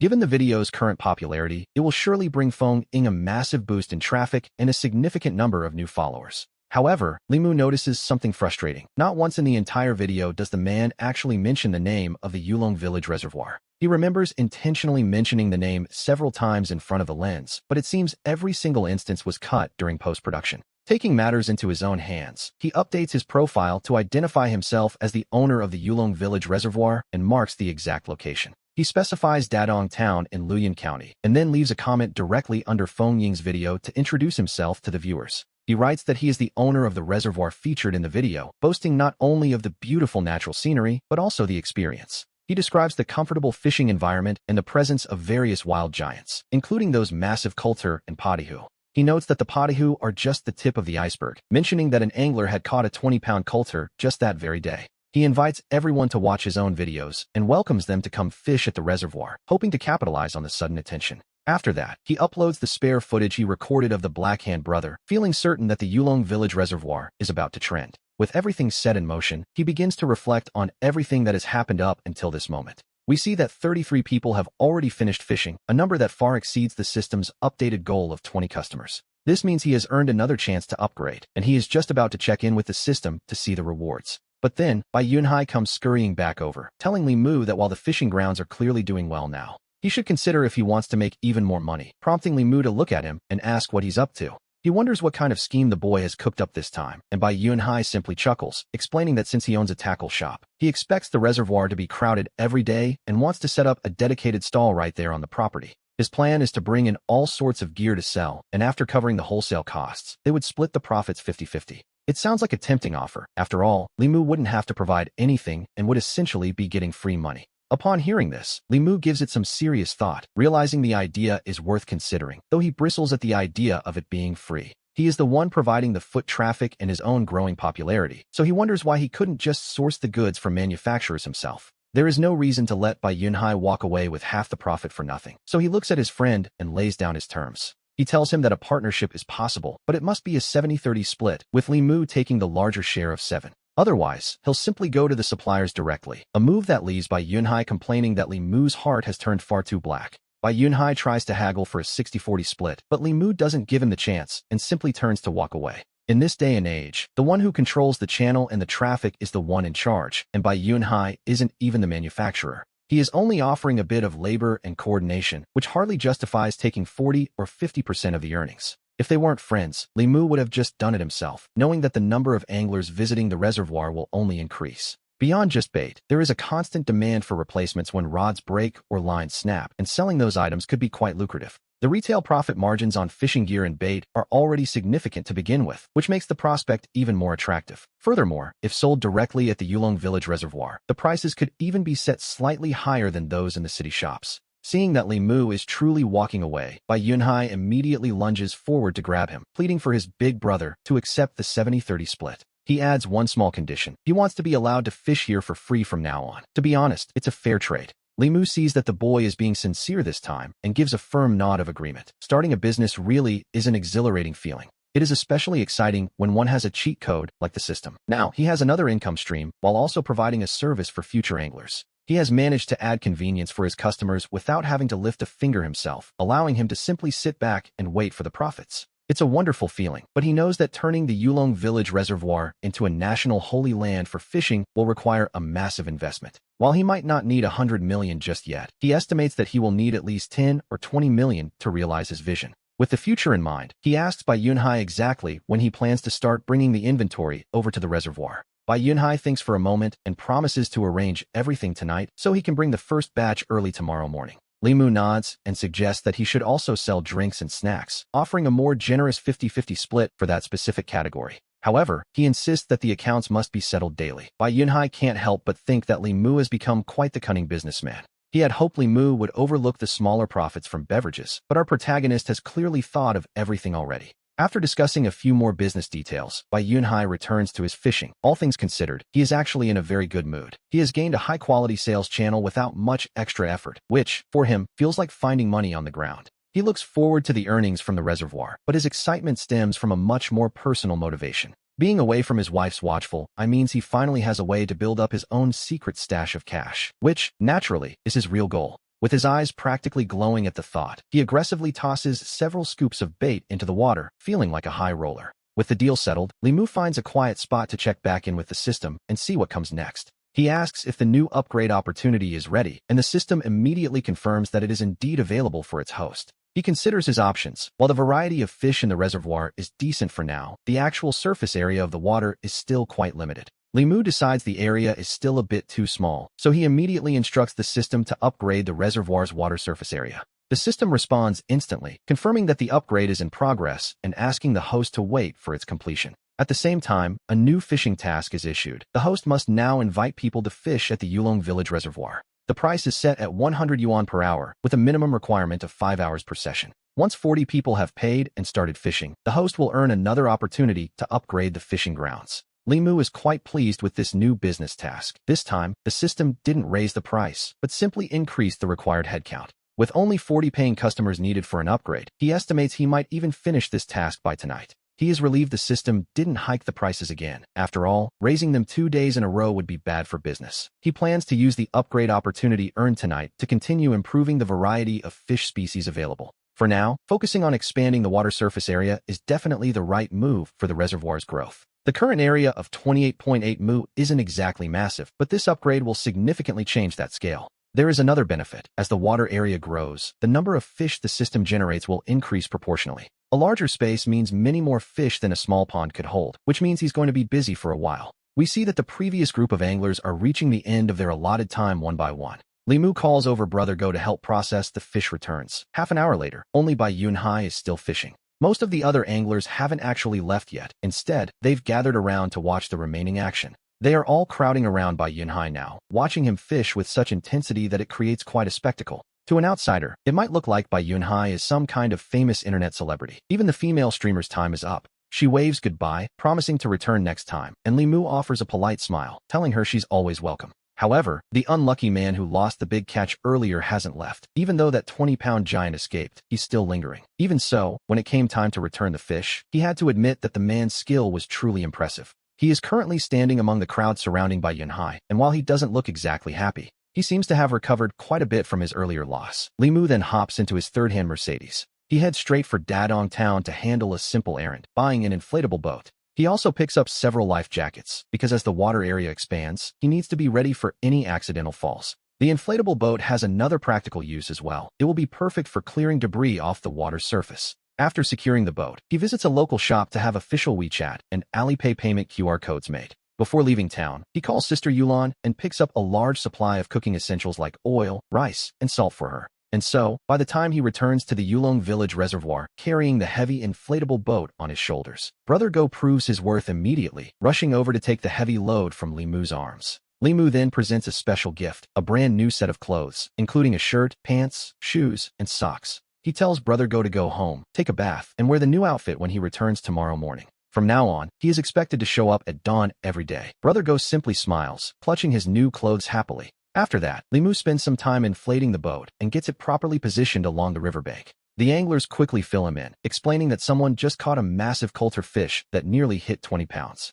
It measured 1.46 meters and weighed 18.8 pounds, and luckily, it's still in the net. Unable to resist the urge to show off, Bai Yunhai immediately steps down from his fishing spot to pull the net up. Inside the net sits that single, massive prize, the 1.46-meter-long giant. Seeing it up close, it's clear that the one the unlucky brother lost earlier really must have been over 20 pounds. Bai Yunhai looks at Li Mu with a triumphant laugh, announcing his intention to take this impressive catch home later. He plans to hang it from the back of his car, drive all the way to the county seat, and circle the riverfront road 3 times. He asks Li Mu if he has any opinions to share. To be honest, seeing such a massive coulter fish is quite a shock. But Li Mu simply reminds Bai Yunhai of the rules. He is only allowed to take home 1 fish under 10 pounds. Besides, he hasn't even charged him for the later fishing fees yet. He tells the boy to put the fish back into the reservoir immediately. If it dies on his watch, he won't be able to afford the compensation. At those words, everyone except Bai Yunhai starts laughing. The crowd joins in to help, and in no time at all, they have the giant coulter out of the net and back into the water.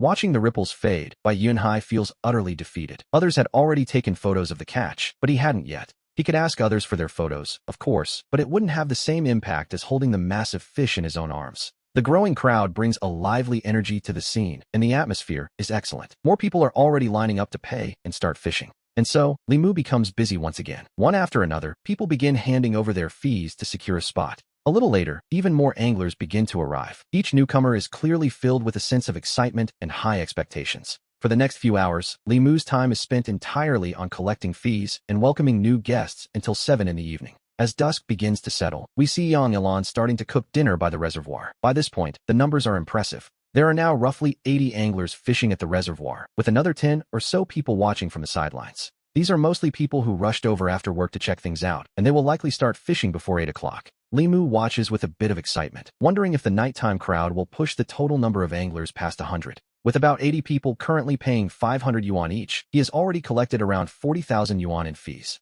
It is a staggering amount of money for a single day, though, to be perfectly honest, the actual net income isn't quite that high yet. We must remember that these 80 people haven't returned any fish yet. Individually, it might be little, but collectively, it adds up. So, he decides to wait until everyone has left for the night before calculating the exact total income for the day. Li Mu wonders exactly how much he's earned today. He tells Sister Yulan she's worked hard, and it looks like they'll hit 100 guests tonight. He suggests she ask Brother Go for help if needed, but Yang Yulan doesn't mind the workload at all, telling Li Mu it's no trouble. She jokes that working hard makes her feel better about taking his salary, then suggests they arrange dinner in 2 shifts once the first batch is ready. She'll have Brother Go inform him when it's time. Li Mu nods, but deep down, he's already calculating his next move. Even with Go's help, he realizes he'll need to hire more staff soon. After that, he continues his patrol around the reservoir, primarily to remind the anglers about safety. Secondly, he asks everyone to mind their trash, and thirdly, he keeps an eye out for any illegal fishing gear. These patrols are quite important, really. As he walks, he greets the familiar faces and hands out cigarettes, stopping to chat with regulars like Uncle Brother, Black Beast, and several others who call out to him. Both Uncle Brother and Black Beast are already busy with their lines. However, as he completes his circuit, we see him notice something slightly off. Out of the 80 people currently fishing, aside from a few wealthy, eccentric types hoping for super bleak, chin-chin, or gudgeon fish, the majority are using corn to target coulter. Yet, as they create their dynamic bait zones, he notices that nearly half of them are using small gravel stones. Most of them were part of that same group from this morning. Good grief. He remembers that this particular trick was actually invented by Black Beast. On the surface, using stones for baiting doesn't seem like a problem. After all, just because someone uses gravel doesn't mean they'll be skilled enough to actually outsmart him and clear out the pond. In the world of fishing, no matter what you're catching or how you do it, success still comes down to skill, luck, and choosing the right spot. But after finishing his round, he realizes this is becoming a serious issue. If things continue this way, and every future coulter fisherman starts throwing gravel into the water, they'll eventually fill his entire reservoir to the brim. It's like a modern-day version of the old man moving the mountain, only with pebbles. Yet, banning stones entirely doesn't feel right either. It seems his only option is to quickly introduce other high-quality fish species to distract these mountain-moving anglers and reduce the gravel dumping. Just as he begins to grasp the true severity of the situation, an angler approaches him to complain, asking the boss to step in and handle things. Li Mu immediately asks the angler what's wrong, and the man points toward a rather large fellow sitting not far away. "Look at that big guy," the angler complains. "The rest of us prep our gravel beforehand, but he brought his stones right here. He's smashing them right by the water. The noise is so loud the fish have all fled. I haven't had a single bite." The man speaking is none other than Uncle Brother, one of the pair who spent the entire previous night fishing with us. He had arrived early this afternoon and quickly learned the trick of using crushed stones to create a baiting zone. Li Mu looks over at the other man, a heavy-set fellow standing about 6 feet tall. This big guy had somehow lugged over a massive rock and was hammering away at it incessantly. The noise was indeed excessive, clearly disturbing the peace of the reservoir. It was obviously ruining the chances for everyone nearby, but seeing the man's intimidating size, they were all too afraid to speak up.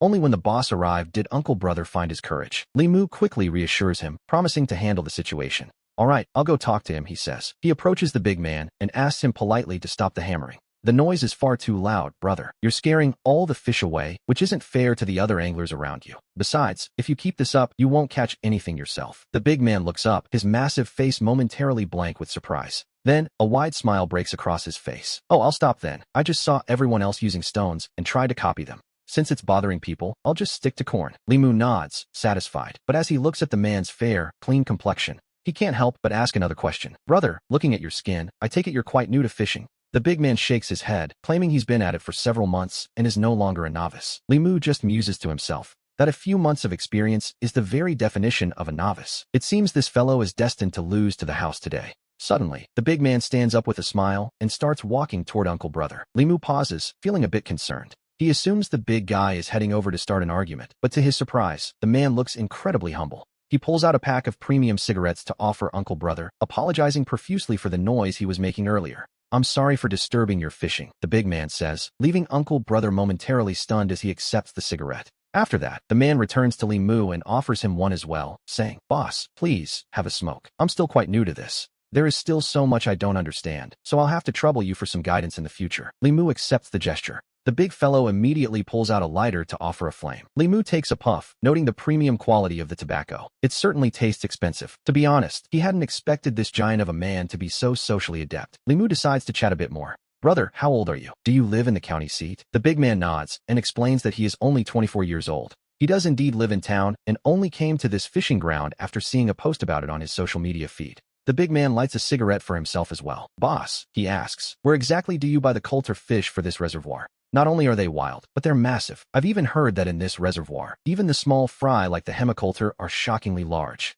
Amused by the question, Li Mu teases the big man, asking if he's ever read those stories about people finding magical systems. "I have a golden finger system," he jokes. "I just conjure these fish out of thin air." It was a joke, of course. The big man gives an awkward laugh, clearly not believing a word of it. They chat for a few more minutes about nothing in particular. When more anglers begin to arrive, Li Mu finally takes his leave. Only then does the big man sit back down on his tackle box. He pulls out his phone and opens WeChat to send a message. "Dad, I told you," he types. "The boss isn't going to tell me. If you were in his shoes and had such an incredible supplier, would you really just give that information away?" A reply comes back almost instantly. "Why are you only messaging me now? Weren't you supposed to be there ages ago?" "There were too many people around when I arrived," the big man replies. "I couldn't just ask. The boss was busy, and I only just got a chance." On the other end of the line, the father snorts in frustration, scolding his son for only caring about fishing instead of getting things done. He orders his son to come home immediately, but the big man isn't ready to leave his spot by the water just yet. "I've only been fishing for a little while. I'm not coming back." This sends his father into a rage, calling him a completely disobedient son.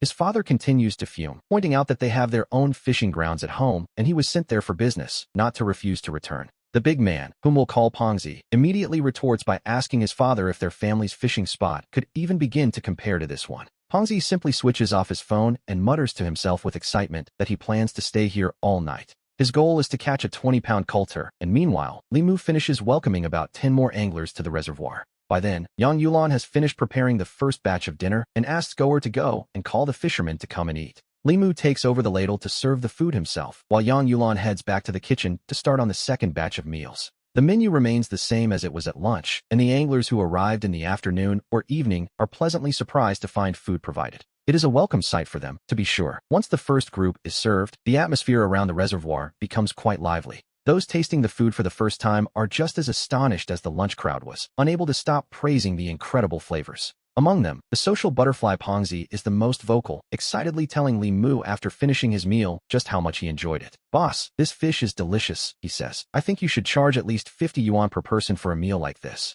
Li Mu can't help but laugh at the suggestion, telling Pongzi that despite his large size, such an idea might get him in trouble. He jokes that the others might team up to beat him up for suggesting a price hike, and the surrounding anglers all break into laughter. Even Yang Yulan, busy as she is, smiles and remarks that the young man has a wonderful, cheerful personality and a very healthy complexion. The atmosphere at dinner is excellent, feeling more like a festive gathering than a simple meal by a reservoir. Aside from the mood Pongzi created, many of the anglers are busy exchanging fishing tips and stories while they eat. We see the thin, tan man from earlier being surrounded by others. It seems his story has traveled remarkably fast through the group. Even the newcomers who only arrived this evening have somehow heard all about his experiences from earlier in the day. The poor man's heartbreaking tale has become the talk of the camp, leaving him with nothing to do but offer a forced, awkward smile. After the meal is over, Bai Yunhai comes over to say his goodbyes to Li Mu, explaining that it is finally time for him to head home. Before leaving, he makes sure to take a 3-pound coulter fish with him, claiming he wants his wife to taste the quality for herself. Li Mu gives Bai Yunhai a final reminder to bring plenty of supplies to sell tomorrow, especially bait and other essentials. He emphasizes stocking up on consumables, large landing nets, and fish guards, to which Bai Yunhai nods in full agreement.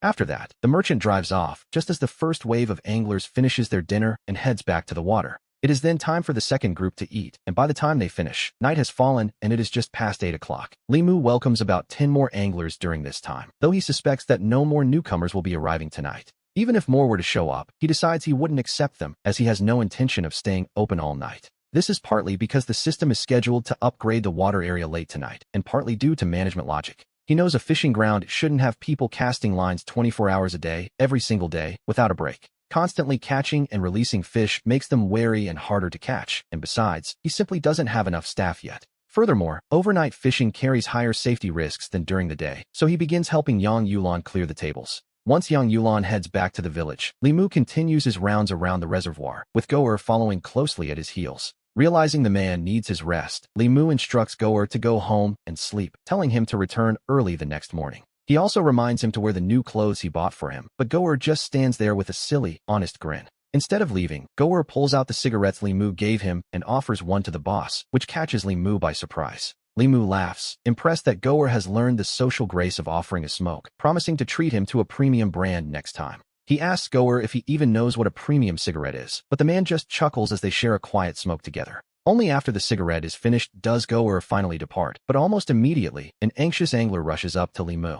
The man is in a frantic hurry, begging Li Mu to take his money so he can go grab his gear from the car and start fishing. Li Mu doesn't take the money, however, and instead asks where he's been all day, explaining that the reservoir closes at 1 in the morning. We recognize this man. He's the one who showed up after 6 o'clock before, only to watch without casting a line, but now he's suddenly eager to fish. The angler, looking quite anxious, tells Li Mu to wait for him to grab his gear, estimating he'll be set up by 9. He proposes a deal. Since he'll only have 4 hours until the 1 o'clock closing, he'll pay 400 yuan for the time. Seeing the man's excitement, Li Mu holds up the payment code hanging around his neck and asks what brought on this sudden change of heart. He points out that previously, the man was content just to observe and wonders why he's so desperate to start now. While scanning the code to pay, the angler explains that the thin, dark-skinned man who lost a big one this morning is at it again. That same man has just hooked another colt of fish over 20 pounds, and this time, he actually managed to land it. The angler urges Li Mu to go see for himself, and once the payment is settled, Li Mu follows him toward the commotion. As they approach the spot where the dark-skinned man is stationed, we see a crowd has already gathered, their flashlights cutting through the dark. Pushing through the group, Li Mu sees it is indeed the same man from before, whose face is now glowing with pure triumph. He is cradling a massive, truly gargantuan coulter fish in his arms while everyone around him cheers and snaps photos. Li Mu is genuinely impressed, telling the man that landing such a beast is an incredible feat that most people never achieve. He notes that while others struggle to find even one fish over 20 pounds, this man has managed to hook 2 in a single day. The man is as happy as a child, modestly telling the boss that the one from this morning didn't count since it got away. He declares that this one is the real deal, though he can't help but comment on just how heavy the creature is. He even offers to let Li Mu hold the fish, but instead of taking it, Li Mu asks if he has measured and weighed the catch yet. The man confidently reports the stats. The fish is 157 centimeters long and weighs nearly 25 pounds. At that moment, the surrounding anglers begin to chime in, playfully pressuring the boss for a celebration. They suggest that since someone caught such a massive fish, Li Mu should offer a prize, or perhaps a small bonus to mark the occasion. They argue that sharing photos of this monster catch will surely bring even more customers to the reservoir, which is a fair point, really. Li Mu simply smiles, not immediately responding to the talk of a bonus, and instead steps forward to admire the massive cult of fish. The creature's mouth is large enough to fit a human fist, and we can tell our dark-skinned friend is finally feeling quite satisfied. While the reservoir has been upgraded to hold fish over 20 pounds, the system's rules for fish species upgrades are quite specific. The larger the fish, the rarer they are, and with so many people fishing today, the odds were certainly against such a catch. Not a single other person managed to land anything over 20 pounds, yet this dark-skinned man hooked 2 in a single day. This suggests the man truly has some skill, and soon, once everyone finishes their photos, the excitement begins to settle. Limu has the man release the fish back into the reservoir, while privately considering if he should start some kind of special event. He stands to the side, lost in thought for a moment, and quickly devises a very suitable and concrete plan for the future. It is a simple enough idea. He will establish an official Yulong Village Reservoir Big Catch leaderboard to track the best anglers. The rankings will be categorized by species, with a minimum weight requirement for each type of fish to qualify for the list. Every Monday, the rankings will be settled, and the top anglers for each species will receive a well-deserved prize. When he shares this idea with the group, the gathered anglers are full of praise, clearly loving the competitive spirit of it. Limu realizes that although the Yulong Village Reservoir has only been open for a couple of days, it is already creating legends. Local fishing circles are already buzzing with stories of star characters, like our dark-skinned friend who started it all. Landing 2 20-pound coulters in one day while using the shredded bait method is sure to make him a local celebrity. His name will undoubtedly spread through the fishing community of Luyan County, followed closely by the names of other successful anglers. Then there are those who manage to land fish over 10 pounds, which is still a respectable achievement in its own right. While they might not be as legendary as the dark-skinned man, they've proven their strength, including an angler named Bai Yunhai. Earlier that afternoon, Bai Yunhai had landed a coulter weighing over 18 pounds, a feat that shouldn't be overlooked. In terms of weight and size, he is currently second only to our dark-skinned champion, along with that other older gentleman. Last night, he not only made a heroic dive into the water, but also landed a massive coulter alongside the shorter of the two brothers. Videos of that catch had already been shared in the fishing groups, which is why so many people showed up today. They knew exactly what to expect. It was still early in the evening, and with so many lines in the water, we were bound to see more 10-pounders appearing soon. As for anything over 20 pounds, that was less certain, and yet, our dark-skinned friend managed to hook another 20-pounder anyway. Once again, he successfully brought it to shore, and the news of his luck spread through the fishing grounds like wildfire. The other anglers grew even more excited, especially a large man who had arrived earlier. He was now more confident than ever in his own goals. Limu continued his patrol, all while mentally refining the details for his new Yulong Village Reservoir leaderboard. He soon found himself standing behind another angler who had just hooked something substantial. Judging by the way the fish was fighting, Limu estimated it was at least 5 pounds, but he also sensed something else. He was certain the line would snap or the hook would slip, and just as the thought crossed his mind, the line snapped with a sharp crack. The excitement on the man's face vanished instantly, deflating like a popped balloon, so Limu stepped forward to offer a bit of advice. He told the man that with his current technique, he'd be lucky to make back even a fraction of his 500 yuan entry fee. The angler sighed deeply, lamenting that his line was too thin and that his current setup simply wasn't up to the task. Limu gave a small chuckle, noting that for the fish he was targeting, the line wasn't actually the problem. He pointed out that even with a 7-meter rod and that specific line combo, he could have landed the fish with enough time. When the fish lunged into the distance, the line only snapped because the man failed to take a few steps forward to ease the tension. Hearing this, the angler suddenly perked up, eagerly asking the boss to explain exactly what he meant. Limu patiently explained that unless it's a true monster, a fish's strongest surge only lasts for a brief moment. If he had followed the fish's pull by stepping forward and then tilting the rod to the side, the fish wouldn't have stood a chance. The angler looked at Limu with pure admiration, clearly impressed by the boss's deep understanding of the craft. "Boss, you explained that so perfectly, I finally get it," the angler said, and Limu gave him an encouraging nod. He told the man to keep at it, but the angler quickly stopped him to ask if he had any fishing line sets for sale. He wanted to switch to a heavier set for a bit of extra security, and besides, he had completely run out of leader lines. Limu shook his head, explaining those wouldn't be available until tomorrow, and suggested he ask the other fishermen for any spares. To be honest, Limu actually had some sets on hand, but he simply didn't feel like walking back to get them. We see him continue his patrol until he reaches the pale, stout man, arriving just as the man hooks a fish. But the moment he raised his rod, the fish escaped, and the man looked up to see the boss standing there. He cried out that his heart was breaking and begged Limu to tell him why every fish he hooked kept getting away. At this rate, he feared his goal of catching a 20-pounder tonight was becoming an impossible dream. Limu couldn't help but laugh out loud. The man was clearly obsessed with the sport despite his lack of skill. The idea of him catching a 20-pound coulter seemed like pure fantasy, and the man noticed the boss's mocking smile. He quickly pulled out a high-end cigarette to bribe him into silence, and Limu took it with a grin. After taking a deep drag, Limu began to explain that the man's failure came down to 2 specific issues. First, he needed to be more decisive when the fish bit, a skill that, unfortunately, only comes with practice. The second issue was his lack of stability, which was the main reason that last fish managed to shake the hook. Limu pointed out that when he struck, the natural tension between the line and the rod caused a sudden recoil. That bounce was a clear sign of instability. In a proper strike, the rod should remain firm once it takes the weight. Even with the flexibility of the gear, the rod should lock into place the moment the hook sets in the fish's mouth. If the rod bounces back and the timing of the strike is off, the result is exactly what we just witnessed. The hook simply slips out and the fish swims away free. A simple lesson, but one the man desperately needed to hear. The stout man's eyes lit up with sudden clarity as he thanked Limu, his face flushed with genuine excitement. He praised the boss for being so generous, noting that other fishery owners often refuse to teach anyone anything. They usually fear that the anglers might catch too much, but Limu simply told him to stop with the flattery. To be honest, he was mostly worried about these novices injuring his fish, even if the high prices usually kept beginners away. But with such incredible resources, the crowd had grown so large that the number of inexperienced fishers was actually quite high. Most of them were wealthy, and while their money was easier to earn, they certainly caused more wear and tear on the stock. There was another burden, too, the sheer obsession of a beginner, which can be a truly terrifying thing to witness. Their addiction to the sport is often far more intense than that of a veteran. Meanwhile, Limu continued his patrol. He soon spotted the older man from the previous night, who was completely soaked, and Limu asked if he'd fallen in again. The man sighed as he changed his clothes, admitting that he had, a level of dedication that left Limu quite speechless.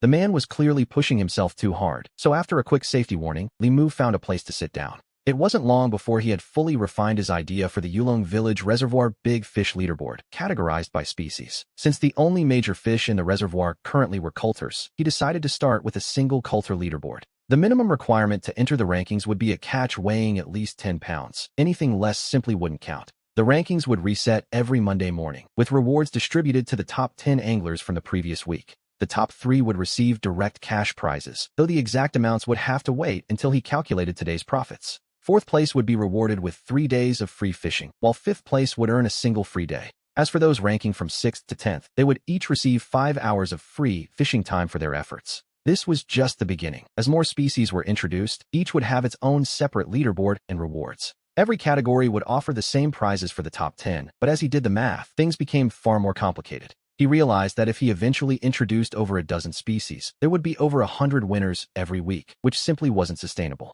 And so, he decided to temporarily limit the rewards to only the top 5 anglers for each species leaderboard. The top 3 would still receive cash, while 4th place earned a free day and 5th place received 5 hours of free fishing. In addition to these weekly categories, he planned to introduce comprehensive monthly and annual leaderboards as well. But those were plans for another time. For now, he focused on how to announce the results to the community. He intended to post the rankings in the angler groups, confident that the reservoir's explosive popularity would guarantee plenty of attention. Even with only the coulters listed, the hype was already reaching a breaking point, which, to be honest, wasn't surprising at all. Normally, catching a single meter-long coulter anywhere else would go viral instantly, yet here at Yulong Village, it had only been 2 days. In that short time, several meter-long fish had already been caught, including some over 20 pounds. It was destined to be a hit. He felt a surge of excitement, realizing that once he added more species, he wouldn't even need to spend money on advertising. We see him quickly organizing the details of the Yulong Village Reservoir Big Fish Leaderboard and posting the announcement to the WeChat group.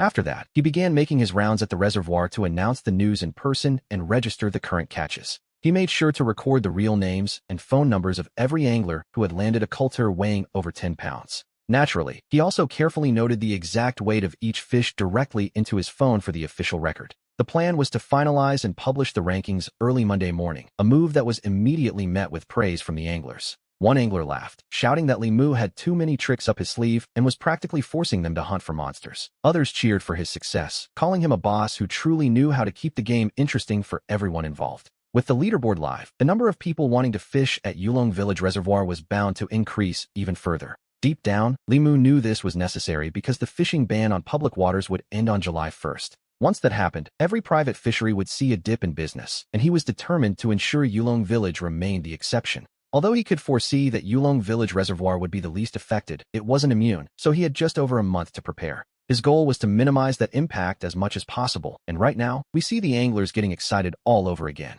Before long, Limu had recorded every single catch that met the leaderboard standards up to that point. This included the shorter of the two brothers from last night, who had seen the announcement in the group chat. He had contacted Li Mu immediately, and as of now, Brother Heisho held first place with a massive 24.7-pound catch. As time passed, he continued his rounds around the reservoir, keeping a close eye on the water for any new contenders. Anglers with coulters over 10 pounds proactively sought him out to register, though he had to turn away 5 new arrivals later on. He did this because the system was scheduled to upgrade the water area late tonight, and so, the clock ticked toward 10 o'clock. He began the process of buying back the fish, a task that continued intermittently until just after 1 in the morning. Finally, the last of the anglers at the Yulong Village Reservoir had packed up and departed for the night. The entire house on bay grew quiet and deserted at last, marking the end of a very long day. He couldn't help but let out a weary sigh before tidying up and heading back to the village office to settle the accounts. Rain had already begun to fall from the dark sky, yet he was surprised to find several cars still parked there.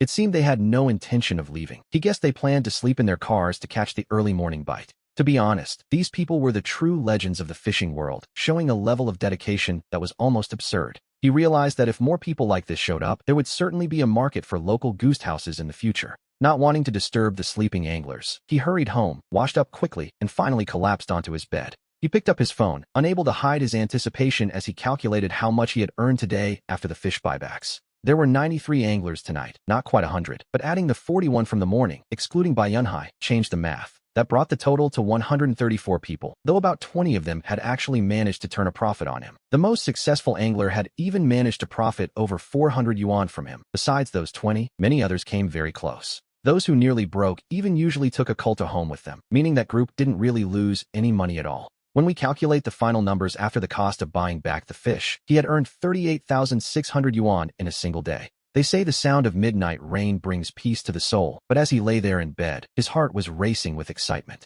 Looking at the balances on his WeChat and Alipay, he found it impossible to stay calm. 38,600 yuan, all in one day. To be honest, who could stay calm after that? Yet he also realized that building a true vacation fishing paradise would require significant capital. He decided to take things one step at a time. Perhaps after another 2 days of earnings, he could begin his first major project. He planned to pave the road from the reservoir to the main highway with cement, making the commute much more convenient for everyone. Next, he turned his attention back to the big catch leaderboard rewards, finally finalizing the prize amounts for the top contenders. Following his original plan, the top 5 would receive prizes settled weekly, with the first place winner taking home 3,000 yuan. Second place would earn 2,000, third place 1,000, while the fourth and fifth place finishers would receive something different. They would be rewarded with a full day and 5 hours of free fishing respectively, which meant giving away 6,000 yuan in cash every week. That totaled 24,000 yuan a month. Just thinking about that sum caused him a sharp, physical pang of regret. But as the saying goes, you can't catch the wolf without sacrificing the child, or in this case, the bait for the anglers. He figured he could earn those 20,000 yuan back in a single weekend, so he quickly posted the detailed reward plan to the group chat. While there, he checked the video he had posted at noon of Brother Heisho pulling in that massive fish. To his utter shock, it already had over 2 million views and 12,000 followers. The video had clearly gone viral. Feeling a surge of energy, he clicked in to see 60,000 likes and over 50,000 comments. Good heavens! With over 100,000 shares, the data was staggering. He was stunned, but he also found himself feeling quite confused. He wondered if his own video had truly exploded on its own, or if it was because Fengying hadn't deleted his previous comment. He wondered if the traffic was flowing in from that other source, so he quickly checked Fengying's video to see what had happened. To his surprise, the comment he left under Fengying's video hadn't been deleted. In fact, Fengying had actually pinned it to the top. We see that Fengying's video had already reached a staggering 410,000 likes by this point. Even his own comment on that thread had managed to rack up 170,000 likes of its own. He felt a sudden wave of gratitude toward Fengying. He never expected the man would actually help him advertise like this. He told himself that if he ever met Fengying in person, he would have to thank him properly for the boost.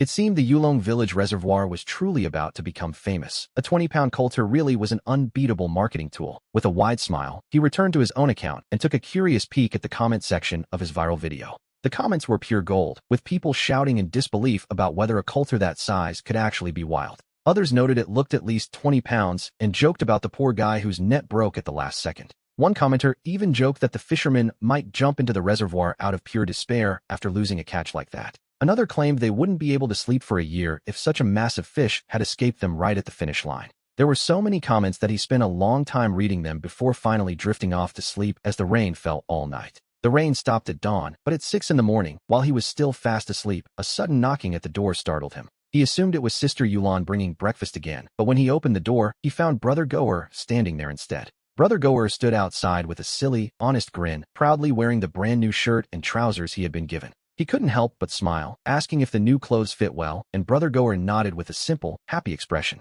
The man said they fit perfectly and admitted he had never worn such nice clothes before, which made our protagonist sigh quietly. He realized he needed to set up a proper salary for Brother Goer soon, as the man's life had been far too difficult for too long. And so, he and Brother Goer each cooked a pack of instant noodles before heading out to the reservoir together. We see that by only 6:30 in the morning, the rural road below the reservoir was already lined with more than 10 cars. Some vehicles had just arrived, and several anglers were busy organizing their gear. Seeing this, he immediately sent a message to Yulan. He transferred 1,000 yuan to her so she could prepare ingredients for lunch and dinner, and once that was settled, he turned his attention back. He took a quick look at the reservoir and noticed that it had grown much longer and narrower as it stretched through the mountain bays. The rising water had completely covered the bottom of the bays on both sides, which had previously been nothing but exposed earth. Combined with the surrounding scenery, the natural landscape looked even more beautiful. Meanwhile, Brother Goer stared at the water in total confusion. The reservoir had grown so suddenly that the man scratched his head, wondering aloud how it could have possibly become so large overnight. He explained to Brother Goer that since this was a natural mountain reservoir, last night's rain had caused the water levels to rise significantly. Brother Goer simply gave another one of his honest, silly grins, accepting the explanation, while our protagonist began to think ahead. Now that the water area upgrade was complete, he could move on to upgrading the fish species, and right then, 30 anglers suddenly surrounded him. They were all carrying their heavy gear, and he greeted them with a chuckle, teasing them about how incredibly early they had arrived. One of the anglers immediately shot back that for a true fisherman, once the sun is up, it can't be considered early anymore. A few others admitted they hadn't even gone home last night, choosing instead to sleep in their cars to secure a prime spot. After the small talk, the group got straight to the point, urging him to take their money so they could start hunting for that top-tier coulter. Another joked that after losing out yesterday, today was the day he'd get his revenge, but he asked everyone to stay calm for a moment. He explained that the water area had officially been upgraded, and since the fishing session ended last night, things were about to change. He had completed a new management task, which meant the next step was to upgrade the variety of fish available in the reservoir. He shared the news about the new fish species with the crowd, and as expected, the anglers became visibly excited at the prospect. However, he knew that the system's new species would likely come with an increase in the fishing fees, a classic trade-off, really. So he took the opportunity to warn them that fees might go up, though he promised the buyback price for their catch would rise accordingly. And so, he asked Brother Goer to look after the anglers and brew some tea while he stepped away. He needed to find a system to upgrade the fish species, so he quickly found a secluded spot and summoned it. The system began a random draw for the new species, and soon congratulated him on acquiring the crucian carp. Hearing the name of this particular fish, he froze for a moment. To be honest, he had expected something more exotic. He hadn't imagined it would be the humble crucian carp, a fish that, while common, isn't exactly a high-tier prize. Yet, we must admit it is one of the most widely targeted species in the fishing world, known for its nutritional value. It is also one of the favorite species for veteran anglers during this season, though they usually have one specific preference. In the end, every fisherman wants a large crucian carp, but since it's a small species, even the biggest ones have limits. Even the pungza variety theoretically only reaches about 10 pounds, and it was clear to him that this wasn't the case here. The fish provided by his system wouldn't be a lab-grown variety like the pungza or the engineering crucian carp. No, these would be wild native crucian carp, which typically only reach a maximum of 2 or 3 pounds. Finding one that breaks the 10-pound mark is almost unheard of in the wild, which made him wonder about the appeal. The system then announced a new management task. He was to invite people to fish at the Yulong village reservoir. The new price was set at 120 yuan per hour, with a minimum requirement of 5 hours per session. Once 80 people paid to fish, he would earn another opportunity to upgrade the entire fishing grounds. He noted that the required number of people had doubled again, which was expected, but the price hike caught his eye. The jump from 100 to 120 yuan was actually much smaller than the previous price increase. Since the fee for these crucian carp only went up by 20 yuan, he felt the price was quite reasonable. He decided to keep the buyback price at 3 yuan, and with the upgrade finished, he returned to the reservoir. We see that while there were only about 50 anglers earlier, in just half an hour, the crowd had grown significantly. The crowd had already swelled to about 70 people, which was quite a staggering sight, especially with Saturday just around the corner. He knew the turnout would be even more impressive today, so he gathered the anglers to explain the new fish species and the 20 yuan price increase. To his surprise, the veteran anglers began to complain the moment they heard the price had only gone up by 20 yuan. They told him he was underestimating them, noting that 20 yuan wouldn't even buy a bag of bait, especially since he still provided 2 meals. They all agreed the small increase was more than fair, and one by one, the group began scanning the code to pay their fees. It is worth noting that the tall and short brothers from the other night were among them, as people continued to arrive until 8 in the morning. Just after 8, the large man who had caused a bit of a scene the previous day appeared with a wide smile on his face. And he wasn't alone. He had brought along the female streamer who had been dragged into the water the morning before. The big man greeted him warmly, immediately offering him a high-end cigarette as a gesture of goodwill. He asked how the reservoir had grown so much overnight, and was told it was simply due to the rising water levels from the rain. After giving his explanation, he curiously asked the big man what his relationship was with the streamer, prompting a hearty laugh. The man pointed to her and explained she was his biological sister, a revelation that left him staring at the pair in complete disbelief. The sister was as beautiful as a flower while the brother was built like a tank. Their father must have had some truly diverse genes. The big man, clearly anxious to get started, urged him to take their money quickly so they wouldn't miss the morning bite. He insisted that every remaining minute was precious, and to be honest, his enthusiasm for fishing was hard to ignore. The sister, Kingsley, looked at him with a smile and promised that she wouldn't be dragged into the water by a fish today. He gave them both a knowing chuckle and pulled out the QR code so they could settle their payment. Once they were settled and no new anglers seemed to be arriving, he decided it was time to perform a perimeter check of the reservoir. As he walked the grounds, he noticed that despite the increased surface area, the overall water level hadn't actually risen much. Instead, the water had simply pushed further into the mountain bays, making the entire reservoir appear much longer and narrower. The average width had expanded as well, and far from ruining the fishing spots on either side, it actually improved them. Because the water surface was now 10 times larger and much more elongated, the available fishing spots around the reservoir had increased significantly, even if we exclude the areas where fishing is impossible due to the terrain. Spacing the spots 3 meters apart meant the reservoir could now accommodate 600 or 700 anglers at once.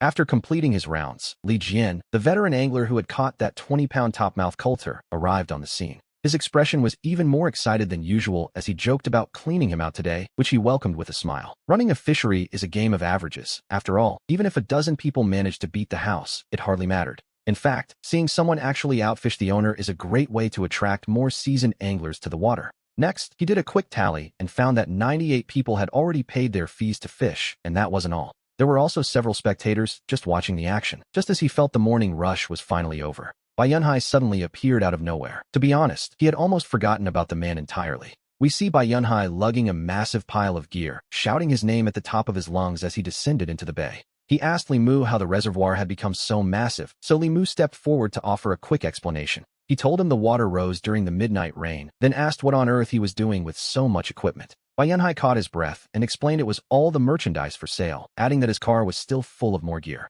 He suggested calling over Goer to help move it all, and soon, the two of them were helping Bai Yunhai haul the stock. Once they had moved everything down to the reservoir, he decided to send out a notification to the group chat. He listed all the fishing lines, bait, and other supplies they now had for sale, so the anglers would be in the loop. Then, he added a quick update, informing the group that crucian carp had been officially added to the reservoir today. Consequently, the big fish rankings now included a crucian carp category, with rewards matching those of the topmouth coulter list. However, there was a catch. To make it onto the crucian carp leaderboard, the fish had to weigh at least 2 pounds. While the first message about the new gear was received well enough, this second update caused quite a stir. The group chat practically exploded. Some joked that if Li Mu didn't want to give out rewards, he should just say so. A 2-pound crucian carp? They wondered what kind of monster fish that would even be, perhaps a genetically modified one. Seeing their disbelief, Li Mu quickly typed out a reply, explaining that these weren't some laboratory-grown fish. He assured them they were authentic, wild crucian carp that were surprisingly easy to catch if they were willing to try. Immediately, a skeptic fired back, claiming he had never even seen a wild crucian carp break the 1-pound mark. He demanded to know if the reservoir truly held such giants, or if Li Mu was simply pulling their collective leg. Others joined in, convinced the owner was just teasing them for his own amusement. Yet, considering the giant minnows and loaches they'd seen, some wondered if he might actually be telling the truth. The only way to find out, of course, was to start fishing. Just as Li Mu was about to reply to the group, he received a private message from Chengzi, the sister of the heavy-set man from earlier, asking him to visit her. She claimed to have a question for him, so he playfully asked what kind of fun she had in mind at her spot. Chengzi sent back a shy emoji, telling him they could play whatever he wanted. Yes, quite the bold invitation. Feeling a bit flustered, he joked that he hadn't been with a woman in 28 years and asked if she was sure. She responded with a simple smiling face, clearly enjoying the banter as he made his way over to her fishing spot. He arrived to find that, likely for the sake of her live stream, Chengzi had chosen a rather secluded location. There was no one else around, not even her younger brother was in sight. A perfect spot for a quiet conversation. He greeted her with a smile, asking the beautiful angler what exactly she had planned for their little playtime. But De Chengzi didn't look up. She simply cleared her throat, her eyes fixed intently on the float bobbing in the water. He found it a bit baffling. She was the one who invited him to play, yet now she was ignoring him. He glanced over at De Chengzi's phone, which was currently broadcasting a live stream to over 800 viewers, and decided to break the silence by speaking to her again. He asked the beautiful angler if she planned on actually talking to her fans, noting that letting them just watch in silence wasn't great for business. De Chengzi finally turned to look at him, explaining that she couldn't talk constantly, not when everyone was waiting for her to land a fish. He nodded, though he remained skeptical, and began reading the comments scrolling rapidly across the livestream screen. One viewer joked about the creepy voice they heard, only to realize it was actually the owner of the Yulong village reservoir himself. The chat immediately shifted, with fans daring De Chengzi to catch a massive top-mouth coulter right then and there. One person even promised to gift a virtual big plane if she could pull in a 20-pound monster from the depths. Another viewer teased that the first guy just wanted to see her get pulled into the water. They then asked Limu for a favor. They wanted him to confirm if the streamer was actually as beautiful in real life as she appeared in her filtered videos. The comment felt strangely familiar. He was certain he'd seen the same person ask this yesterday, so he took a long look at De Chengzi. After studying her profile as she sat by the water, he turned back to the camera to give the viewers his honest assessment. He told them that between filters and lighting, there's always a gap between the internet and reality. That's just how it is for everyone. This statement caused a massive wave of shock to erupt in the chat, but then he skillfully pivoted his tone. Speaking quite objectively, he continued his review for the growing audience, ensuring he stayed perfectly honest about what he saw. He admitted that their streamer was actually quite stunning in person, possessing both a lovely face and a very impressive figure. He even went so far as to compliment her curves, which naturally caused the chat to explode with praise and laughter. As the viewership surged past 1,000 people, Limu saw a golden opportunity and decided to take a little advantage of the moment. He called out to the viewers, asking them to follow his own account by searching for the Yulong village reservoir. He thanked them for the support, leaving De Chengzi completely stunned by his sudden and shameless bit of self-promotion. Limu sat back down, looking utterly speechless, yet De Chengzi still didn't say a word, focusing entirely on her fishing. Seeing her ignore him like that, he didn't plan on staying much longer. But just as he was about to leave, De Chengzi's fishing reel suddenly began to scream. She shouted that she had a bite, and Limu calmly lit a cigarette, telling her to stay steady and hold onto the rod. He warned her not to let the fish escape. It didn't look very large, and it appeared to be one of the crucian carp he had just upgraded today. Once De Chengzi managed to scoop it up with the net using one hand, we see it was at least a pound, a very respectable size for a crucian carp. De Chengzi was instantly delighted. She removed the hook and held the fish with both hands to show it off. She held it up for the viewers in front of the camera, though it was quite obvious that she was a novice who didn't know much about fish. But while she was clueless, the viewers in the live stream were experts. They noticed the slim body of the fish immediately. It wasn't broad like farm-raised fish, and its scales had a golden tint. They wondered if it was a genuine wild crucian carp. One viewer insisted there was no doubt. Their family used to raise carp, and they confirmed this was a pure, wild-bred specimen. The chat marveled that the Yulong village reservoir seemed to have everything. If it weren't so far away, they'd all be there fishing right now.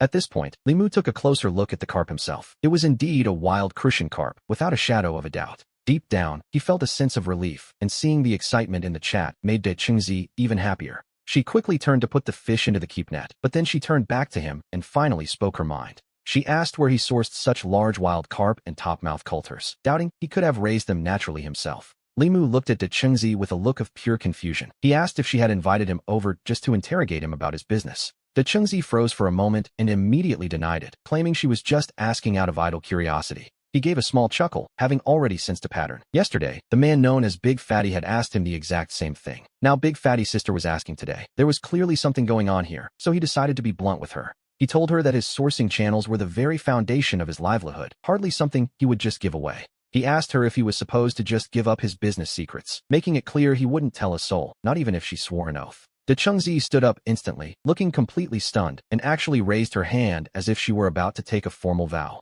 Seeing her look so incredibly serious, Limu felt a sudden spark of mischief, and who could blame him, really? He leaned in and whispered to De Chengzi to go ask her brother, claiming he'd already told him yesterday, before adding one more thing. He remarked that her hair smelled lovely before walking away with a chuckle, leaving De Chengzi standing there, utterly dazed and confused. Once he was safely out of sight, she returned to her seat on the fishing box and quickly pulled out a second phone. She opened WeChat to message her father, explaining that she had asked, but the boss still refused to say a word. The reply came quickly, suggesting that since the boss was around her age, she should find a way to work there instead. The idea was to infiltrate his operation from the inside, which would surely allow her to uncover his secrets eventually. As soon as she read those words, Chengzi's eyes lit up with a newfound sense of purpose. She immediately began typing back to her father with excitement. She agreed enthusiastically, wondering why she hadn't thought of such a brilliant plan herself. To be honest, it was the perfect excuse to stay close to the action. She noted how popular the reservoir's investigation had become, mentioning that her live stream had gained traction the moment she started.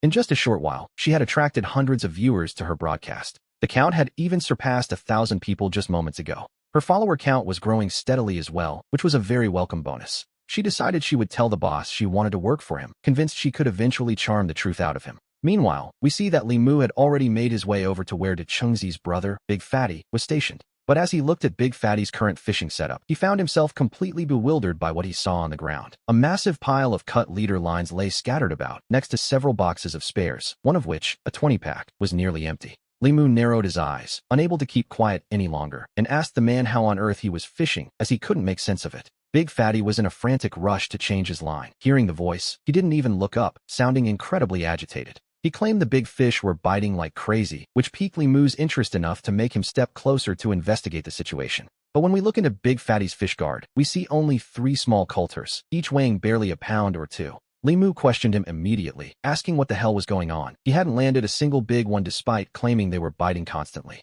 Big Fatty refused to back down, insisting that he had already snapped several lines because the big fish were hitting his bait so aggressively. He felt certain the school was thick in his fishing spot and wasn't leaving, but Li Mu simply rolled his eyes at the explanation. When asked why he didn't just use a thicker, stronger line, Big Fatty had a very specific, if questionable, rebuttal ready. He argued that a thicker line would scare the fish away. At that moment, Li Mu felt a strong urge to give him a piece of his mind. We must remember that Li Mu isn't just the owner of the fishery. He is a seasoned angler himself with top-tier technical skills. His record is undeniable, yet this stubborn fellow refused to listen, quickly swapping in another thin leader line instead. He hooked some fresh corn, cast his line out, and then threw a massive spoonful of corn into the water to create a feeding frenzy. This time, Li Mu watched closely. As soon as that spoonful of corn hit the surface, the action began almost instantly. The float on the water gave a sharp, subtle tug, and while Big Fatty stared at it with pure excitement, he didn't strike yet. He chose not to set the hook, and just as Li Mu opened his mouth to say something, the float suddenly dipped again. It was a massive 3-inch plunge that nearly gave Li Mu a heart attack from the tension, but luckily, Big Fatty finally struck. He jerked the rod back with a powerful motion, and for a second, the line hummed, before the rod suddenly snapped back upright. Another fish lost. Big Fatty looked at Li Mu with a bitter smile, asking if he had seen exactly what happened. He complained that his last several casts had ended the same way, with a snapped line, convinced it was the work of giant coulters. Watching Big Fatty's amateurish technique was more than Li Mu could bear, so he finally rushed over and snatched the rod right out of his hands. He told him to give it a rest, as he'd never catch a thing that way, and offered to give him a proper demonstration while Big Fatty reluctantly stepped aside. After taking his seat on the fishing box, Li Mu handed his phone over to Big Fatty so he could help with a small task. He jokingly told him to record the video well, as he intended to use the footage for an advertisement later on. Li Mu then told his brother-in-law to watch closely and see how a real professional handles the water. Big Fatty was momentarily stunned, asking why on earth he was being called that, which Li Mu found absolutely hilarious.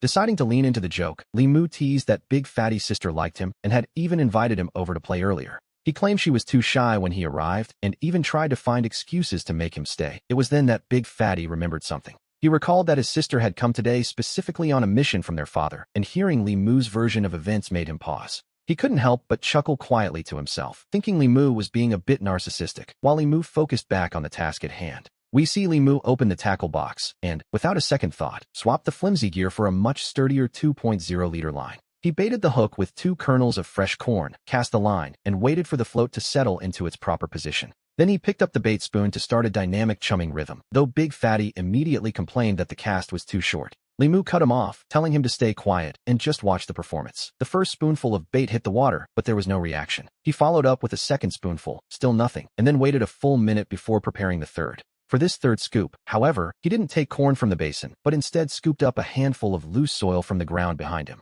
He tossed the dirt in, set the spoon aside, and fixed his eyes on the float with intense concentration. Deep down, he was filled with anticipation, and right on cue, the float suddenly plunged deep underwater in a massive strike. His spirits soared as he gripped the rod with both hands, and that beautiful, high-pitched hum of the line began to sing. Big Fatty, still recording, gasped in shock, wondering how Li Mu had known to strike when he hadn't even seen the fish bite yet. Against all odds, he actually hooked a fish, and Li Mu shot Big Fatty a mocking look, laughing at his slow reaction speed. He told him he was reacting like a confused old man, leaving Big Fatty speechless, though Li Mu was far too busy to care. At that moment, he was lost in the wonderful hum of the line and the heavy, powerful pull of the fish in the water. He felt a surge of genuine excitement as the nearby anglers, still waiting for a bite, all turned their heads to watch the struggle. They whispered that the big guy who arrived late had incredible luck since the big fish kept heading his way, despite his poor skills. They noted how he kept snapping his lines, but now that the boss had stepped in to help, they wondered if the line would hold.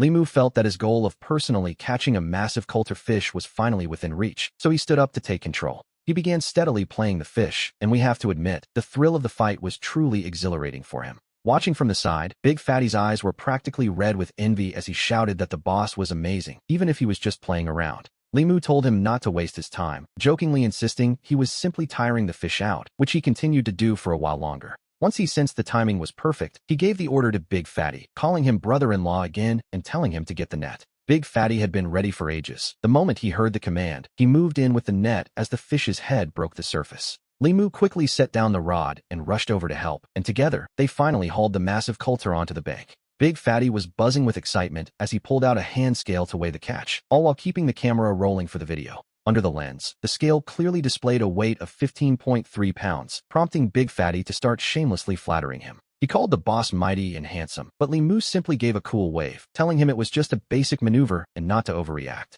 After handing the rod back to Big Fatty, Li Mu prepared to resume his patrol, but Big Fatty immediately grabbed him to ask for advice. He wanted a summary of what he'd done wrong, so Li Mu took a moment to explain his mistakes one by one. In reality, there were three main reasons why Big Fatty couldn't land a fish, the first being that his leader line was far too thin. The giant coulter fish had already entered the area, but because he was such a novice, he was trying to catch a 15-pound fish with flimsy gear. It would be a miracle if the line didn't snap. Secondly, Big Fatty forgot he was float fishing rather than bottom fishing for smaller species. Because of that, he had to strike the moment he saw a bite. Thirdly, he shouldn't cast the line too tight, and with that, Li Mu simply turned and walked away. Big Fatty sat on his fishing box, looking completely dazed, before calling out to ask what the scoop of dirt Li Mu threw earlier was for. Li Mu didn't even look back, telling him not to worry about it, and suggesting he just use small, frequent amounts of corn instead. He reminded him that once a fish is hooked, he must lead it away from the school before trying to tire it out. Big Fatty looked genuinely moved, shouting his thanks, just as Bai Yunhai called to say he and Goer had finished setting up the sales shelves. Li Mu headed over immediately and found a flat piece of high ground by the mountain bay where a large tarp had been spread out. On top of the tarp, they had neatly arranged all sorts of fishing supplies, along with bottles of mineral water and various sodas.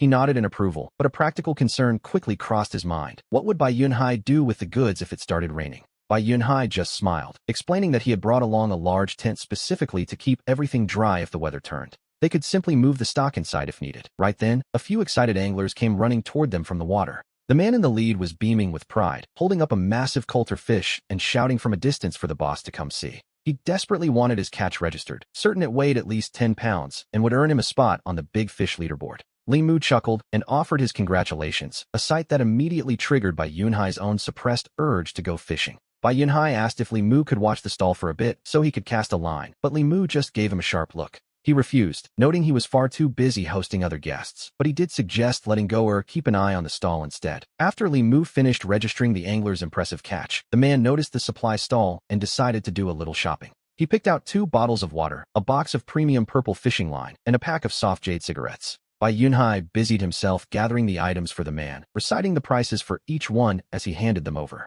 The water was 3 yuan a bottle, the line was 30, and the cigarettes were another 30, a fair price for a successful day at the lake. The man muttered something under his breath as he reached for his wallet. Watching from the side, Li Mu's eyes widened in disbelief, noticing the mineral water was clearly a generic, off-brand bottle. He estimated the wholesale price was barely 50 cents, yet Bai Yunhai, that little profiteer, was charging 3 yuan, and then there was the fishing line.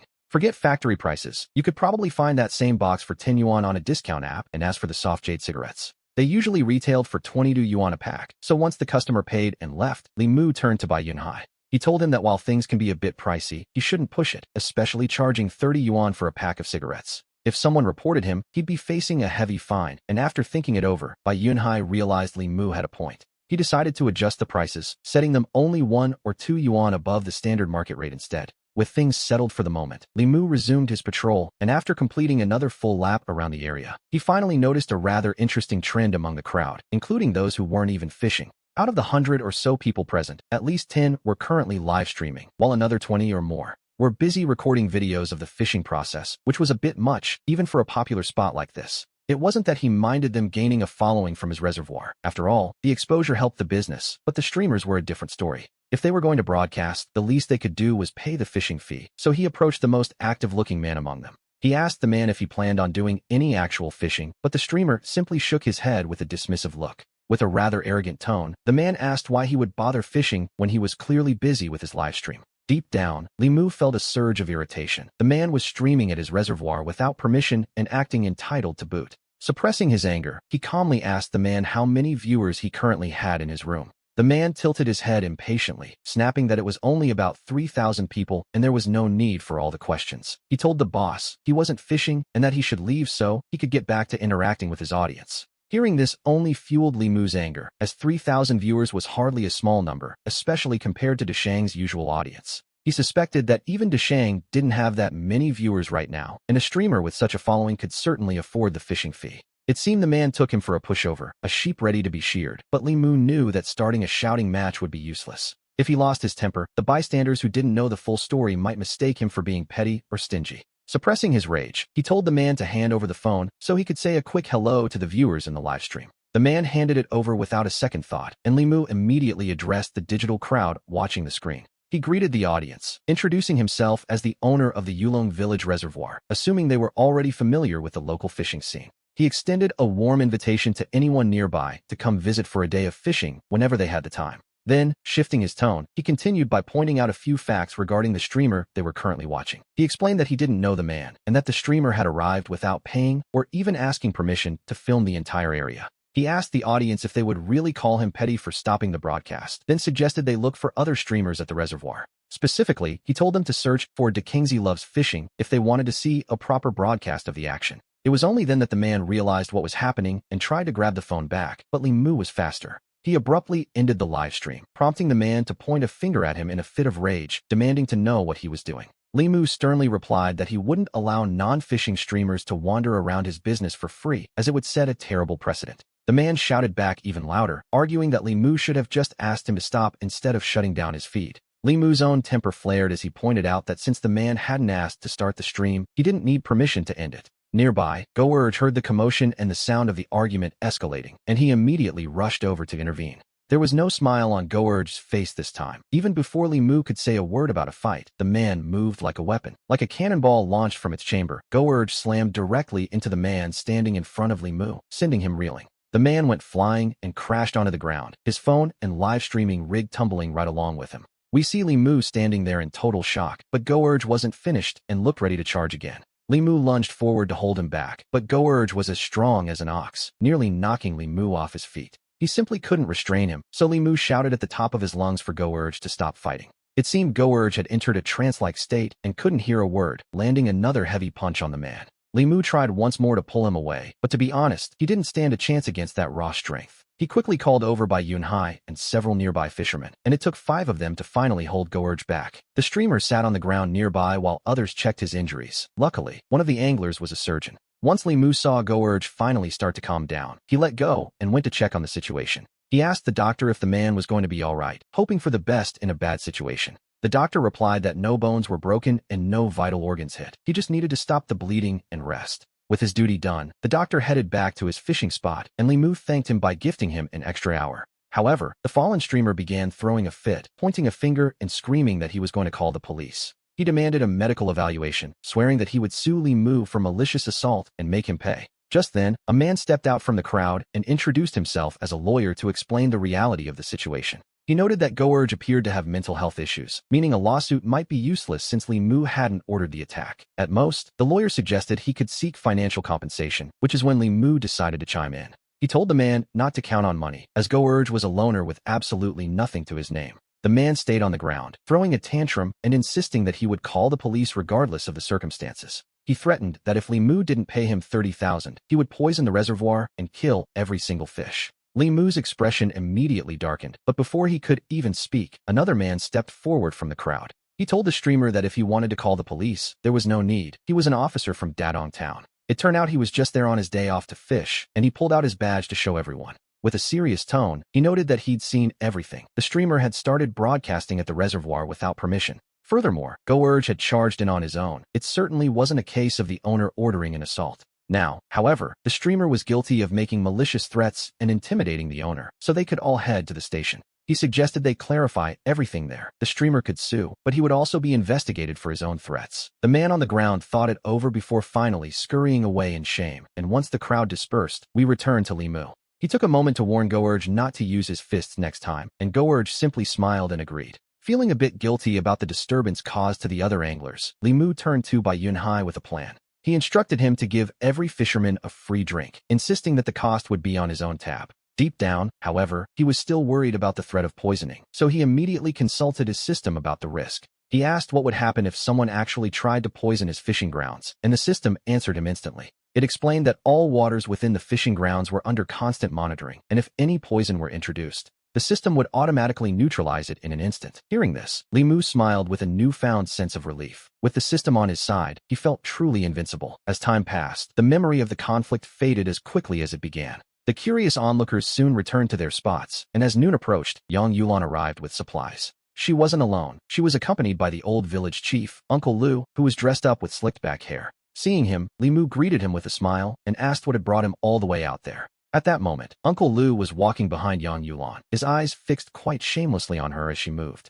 On this particular day, Yang Yulan was wearing a form-fitting cheap house-style dress, and she had even gone to the trouble of styling her hair. The charm of a mature woman was on full display, making her more eye-catching than ever. Hearing the greeting, Uncle Lu quickly averted his gaze to look at Limu. He remarked on how lively the reservoir had become before explaining that he had some business to discuss. Limu, ever the host, pulled out a cigarette. He handed one to Uncle Lu and asked what had brought such a distinguished guest his way. Uncle Lu took the cigarette and lit it up. He took a deep drag and then, adopting his most official tone, noted that with so many people fishing here, Limu really ought to report everything to the village. He emphasized safety, warning that if anything went wrong, they would both be in significant trouble. Limu nodded quickly, assuring Uncle Lu that he would personally ensure that safety remained the top priority. Satisfied, Uncle Lu mentioned that the contract for the lease was finally ready and told Limu to stop by his office whenever he had the time. With the business concluded, Uncle Lu wandered over to where Yang Yulan was busy preparing the midday meal. He commented on how exhausting it must be to cook for so many people and offered to lend her a hand himself. Yang Yulan declined with a polite smile, telling the village chief that cooking simple, large-batch meals wasn't actually that tiring. But Uncle Lu simply chuckled, insisting on helping and telling her she was being far too modest. He even brought up a time a snake had crawled into her house at night, teasing her for not calling him for help back then. He claimed that as the village chief, it was his duty to serve her, and before she could protest, he grabbed a handful of green onions. He began to trim them, though his eyes remained fixed quite intently on Yang Yulan the entire time. To be honest, it looked as though the old man was about to start drooling, so Yang Yulan quickly called Go-urge over to intervene. She asked Go-urge to peel the onions instead, suggesting that the village chief was far too busy with important affairs to be burdened with such chores. Go-urge ran over with a silly grin and snatched the onions right out of Uncle Lu's hands to finish the job. Uncle Lu stood up with a look of deep disappointment and let out a long, heavy sigh. Meanwhile, we see Limu approaching the water tank. He pulled out 2 large, 10-pound topmouth coulters and handed them over to Uncle Lu as a parting gift. Limu mentioned that these topmouth coulters were worth dozens of yuan per pound and insisted the village chief take them home. Uncle Lu let out a couple of dry coughs. He looked at Limu with a sudden air of gravity, asking if the boy was trying to lead him into making a professional mistake. Limu simply smiled and offered a quick explanation. He told Uncle Lu that this wasn't a mistake at all, but merely a junior showing respect to an elder with a couple of fish. This, naturally, brought the smile back to Uncle Lu's face. The village chief accepted the fish, and then we see Limu pull 2 packs of premium cigarettes from his pocket, tucking them directly into Uncle Lu's shirt pocket. Uncle Lu tugged at his pocket, insisting that such a gift really wasn't appropriate. Limu, however, immediately held the pocket closed to keep the gift inside. He repeatedly assured the man it was perfectly fine, and Uncle Lu, now looking thoroughly satisfied and wearing a broad grin, finally took his leave. Limu watched the village chief's retreating figure for a moment, lighting a cigarette of his own and taking a slow drag. Beside him, Yang Yulan stepped forward and remarked softly on how silver-tongued he was, admitting that she found that side of him quite charming. His face turned a shade of red, and he immediately tried to change the subject, telling Sister Yulan he would go fetch the fish she needed for cooking. Today's menu was another all-fish feast, though Yang Yulan planned to stir-fry some greens as well. A moment later, Limu returned with the necessary ingredients. With no pressing tasks left, he began to patrol the perimeter of the reservoir, pulling out his phone as he walked to check on his progress. He uploaded his latest video and then decided to take a quick look at how his previous posts were performing. The video of the thin, dark-skinned man pulling in a massive fish had already garnered over 100,000 likes, a staggering success, to be honest. The views had surpassed 5 million, and his follower count was nearing 20,000. Seeing these numbers, a new thought began to take shape. He realized he needed to hire someone soon to handle the daily chores, which would free him up to start live streaming and boost the reservoir's popularity. Just as he was considering this, Dikingzi ran over, looking incredibly excited, and thanked Li Mu for his help. He explained that the traffic Li Mu had redirected from that other streamer's room had flowed directly into his own broadcast. Dikingzi boasted that he now had over 2,000 viewers, to which Li Mu gave a calm nod of approval. Then, Dikingzi's tone shifted as he asked a surprising question. He asked if Li Mu's fishing factory needed any more workers, expressing a desire to work there. This statement made Li Mu pause in complete disbelief. He looked at Dikingzi, specifically noting the expensive diamond necklace hanging around the young man's pale neck, hardly the attire of a typical laborer. He also took note of the high-end tackle boxes and expensive fishing rods. Clearly, Dikingzi wasn't someone who was hurting for money. Seeing the look of surprise on Li Mu's face, Dikingzi spoke with sudden earnestness, insisting that this was no joke at all. Even after hearing the explanation, Li Mu found it hard to believe, noting that the wages at his fishing factory weren't exactly high. Besides, looking at the young man's style, he clearly didn't need the cash. Li Mu jokingly asked if he was after his good looks instead. Or perhaps, he wondered if Dikingzi was trying to sniff out his secret supply channels. Dikingzi paused for a moment before speaking up. He admitted that the truth was simple. He truly wanted to work there because of his absolute passion for live streaming his fishing. His parents, however, constantly nagged him about being idle and jobless, so he figured if the reservoir needed help, it was the perfect solution. This way, he'd officially have a job to show them, and once he was off the clock, he could stay right there to fish and stream. To be honest, the logic was somewhat sound, though Li Mu still suspected this woman, as he playfully thought of the pretty youth, was after his secrets. But in the end, it didn't really matter. The fish were generated by his system, so no amount of prying would reveal the truth anyway. For a salary of 3,000 yuan, he'd be gaining a beautiful and capable employee, so he gave a nod and accepted the offer. He agreed to the arrangement, though he set the monthly wage at 2,800 yuan instead, just to see the reaction. The hours would be from 6 in the morning until 4 in the afternoon, and he made it clear that if the pay was too low, Dikingzi could leave. Dikingzi hesitated for only a brief moment before agreeing, even noting that the commute from the city was far too long to do daily. Because of that, he planned to rent a room at Yang Yulan's house. With the deal settled, Li Mu headed over to see the man he called Big Fatty. He approached the large man's fishing spot with a grin, casually mentioning that his sister would be starting work at the reservoir tomorrow. Big Fatty, who had been focused intently on his line, looked up in complete confusion and demanded to know why that was happening. Li Mu simply shook his head with a laugh, saying he had no idea what kind of games the siblings were playing, but he needed the extra hands. Since he was short-staffed, he figured he might as well let her work. This left Big Fatty even more bewildered, so Li Mu followed up with a question. Noting their apparent wealth, he asked what kind of car his sister usually drove, to which Big Fatty gave a very nonchalant answer. A Porsche 911? Li Mu was genuinely shocked, jokingly wondering if he had just accidentally landed himself a wealthy benefactor. By noon, Yang Yulan had finished preparing lunch, and we see Li Mu and Goer Gu starting to collect the first batch of fish. Once the fish were weighed, the anglers lined up for lunch, and there was no doubt about their reaction to the meal. Everyone showered the food with praise, especially the wild crucian carp stewed with tofu. The freshness was simply on another level. It was enough to make any fisherman lose themselves in the flavor. After lunch, Dikingzi came running back to find Li Mu.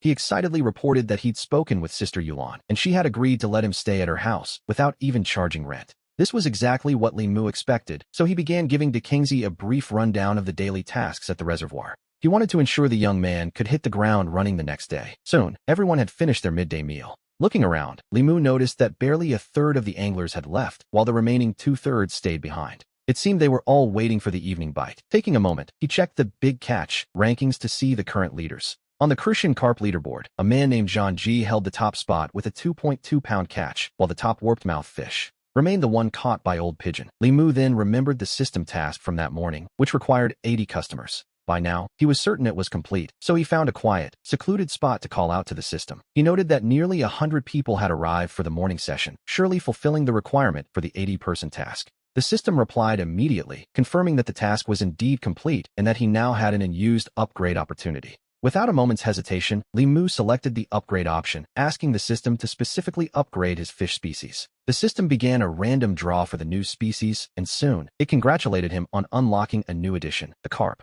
With the upgrade complete, Li Mu felt a surge of excitement. The arrival of carp was going to make things very interesting. For the Yulong Village Reservoir, carp were a serious game changer, not necessarily because of their taste, which is a matter of debate. In fact, people in some regions won't even touch them, but the carp produced by this system were bound to be different. Naturally, these would be far tastier than any ordinary carp found elsewhere, but that wasn't even the main point. The real draw was their size. Carp are a medium to large species, and the biggest among them are massive. They can grow much larger than the warped-mouth fish, and in the wild, 20-pounders are a common sight. Finding a 40-pound carp is perfectly normal, and honestly, even specimens over 100 pounds aren't unheard of. Since their growth limit can exceed 100 pounds, it meant that from this moment forward, the Yulong Village Reservoir was home to true giants. And for any angler, the lure of a 100-pound monster is, quite simply, irresistible. We can already imagine the scene when that first 100-pounder is finally hauled in. Li Mu felt a surge of excitement, certain that such a catch would make the reservoir famous across the entire country.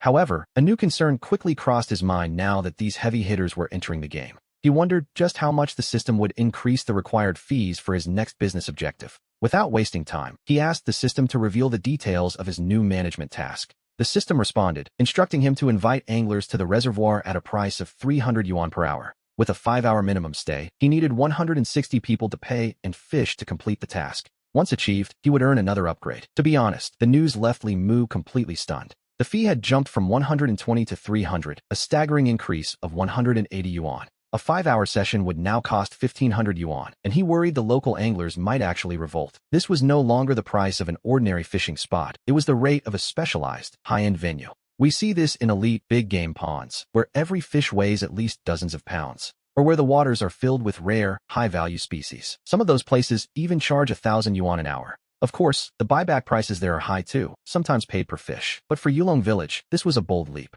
This would certainly qualify as an extraordinary fishing venue, but if he actually implemented that price, he was certain he would lose many local anglers who weren't exactly wealthy, even if he raised the buyback price. Those who lacked confidence in their skills wouldn't dare take the gamble. Now, aside from the rich and the true masters, beginners would have no hope at all. Li Mu felt quite helpless, as he couldn't change the system's goals. It seemed his only option was to raise the buyback price to 5 yuan per pound, though even that felt like a stretch. Ultimately, he had to pin his hopes on those 100-pound carp to lure the anglers in. To be honest, it was a risky play. Since he couldn't change the fees for tonight's session, he decided to start the new pricing plan on Saturday. Carp are bottom feeders anyway, and since many would be fishing for crucian carp tonight, they might just hook a giant. If word of those monsters spread, the anglers might actually accept tomorrow's price hike. Still, the system's demands were rising fast. The changes were becoming too frequent, and he realized he needed to find a more sustainable middle ground. After that, he headed to Dadong town to handle some business, starting with a visit to village chief Liu for the contract.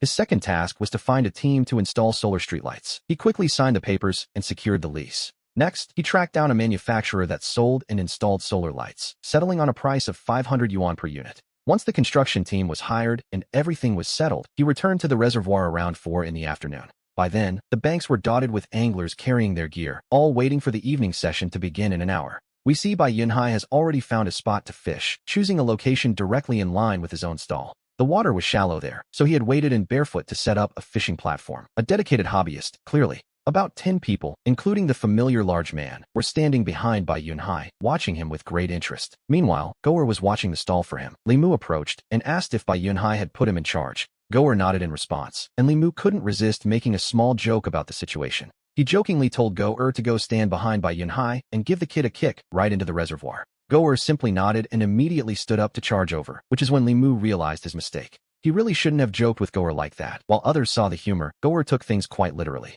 Since the man was actually going to do it, Li Mu quickly called him back, telling him to stop immediately. He explained it was just a joke and pulled a pack of high-end cigarettes from his pocket to share. He told Goer these were premium quality and would certainly hit the spot. Goer grinned, happily accepting one. The man marveled at the expensive gift, having never smoked anything like it, just as the large man approached. He asked if his sister was truly going home to pack her things and work there, and Li Mu confirmed it. He joked that she probably just liked him too much to stay away, and he simply couldn't stop her. The large man shrugged, looking quite speechless, before warning him that his sister might have other motives. He suggested that she might not actually like him, and that this was the only warning he could offer. He didn't want the boss to get his hopes up and end up heartbroken, much like his own past experience. His ex had apparently taken his money and run off with another man, leaving him devastated for a long time. Li Mu found the man's honesty quite refreshing, though he had already suspected Kingzi had her own hidden agenda. He wasn't worried about money, and as for anything else, well, he could probably live with that. New anglers began arriving. We returned to the reservoir bank, where he quickly got to work greeting the crowd for the evening session. As people lined up to pay their fees, it became clear that the turnout tonight was going to be massive. While busy with the crowd, he noticed customers heading toward the stall and shouted over to Bai Yunhai. He yelled that people were waiting to buy things while Bai Yunhai was still busy fishing. The man looked up. Seeing the growing crowd, Bai Yunhai immediately reeled in his line to go manage the stall as time ticked on. As the crowd continued to swell, Li Mu immediately pulled out his phone to call Yang Yulan back in the village. He asked her to help keep an eye on things, ensuring the visitors parked properly so they wouldn't block the roads. He also emphasized the importance of parking safety, but right at 6 o'clock, things became even more lively. While a steady stream of anglers was still arriving, and a crowd surrounded him to pay their fees. A woman wearing a white floral dress suddenly squeezed through the crowd and began shouting directly at him. She demanded to know if he was the owner. Li Mu nodded, a bit stunned, and confirmed that he was. The surrounding anglers fell silent as he looked at her, noting her fierce expression and incredibly loud voice. In her hand, she wasn't holding fishing gear, but a wooden club she'd picked up. Clearly, she meant business. The onlookers were understandably confused by the situation as the woman began her interrogation. She explained that her husband, Wang Chong, was obsessed with fishing and had visited this reservoir before. He had taken off on his motorcycle with his gear that afternoon, and she wanted to know if he was there. Li Mu, feeling quite speechless, told her that with so many people coming through, he rarely asked for names. He truly had no idea who Wang Chong was, but the woman pressed on, mentioning he was 27. She asked if that rang a bell, but he simply shook his head. This only seemed to fuel her growing anger. She turned to the other anglers, yelling to ask if anyone had seen her husband, who apparently neglected his family for fishing. She threatened to beat him if she caught him, and to be honest, her intense aura was quite intimidating. Not a single person spoke up. Instead, the entire crowd instinctively took a collective step back. Realizing this scene would eventually hurt business, Li Mu spoke up to try and usher the woman away. He gently told her he had no memory of her husband being there today, at least not so far. He suggested she might have better luck looking elsewhere, to which she responded with a cold, skeptical snort. "None of you men who fish are any good," the woman roared, her anger flaring as she brandished the wooden club.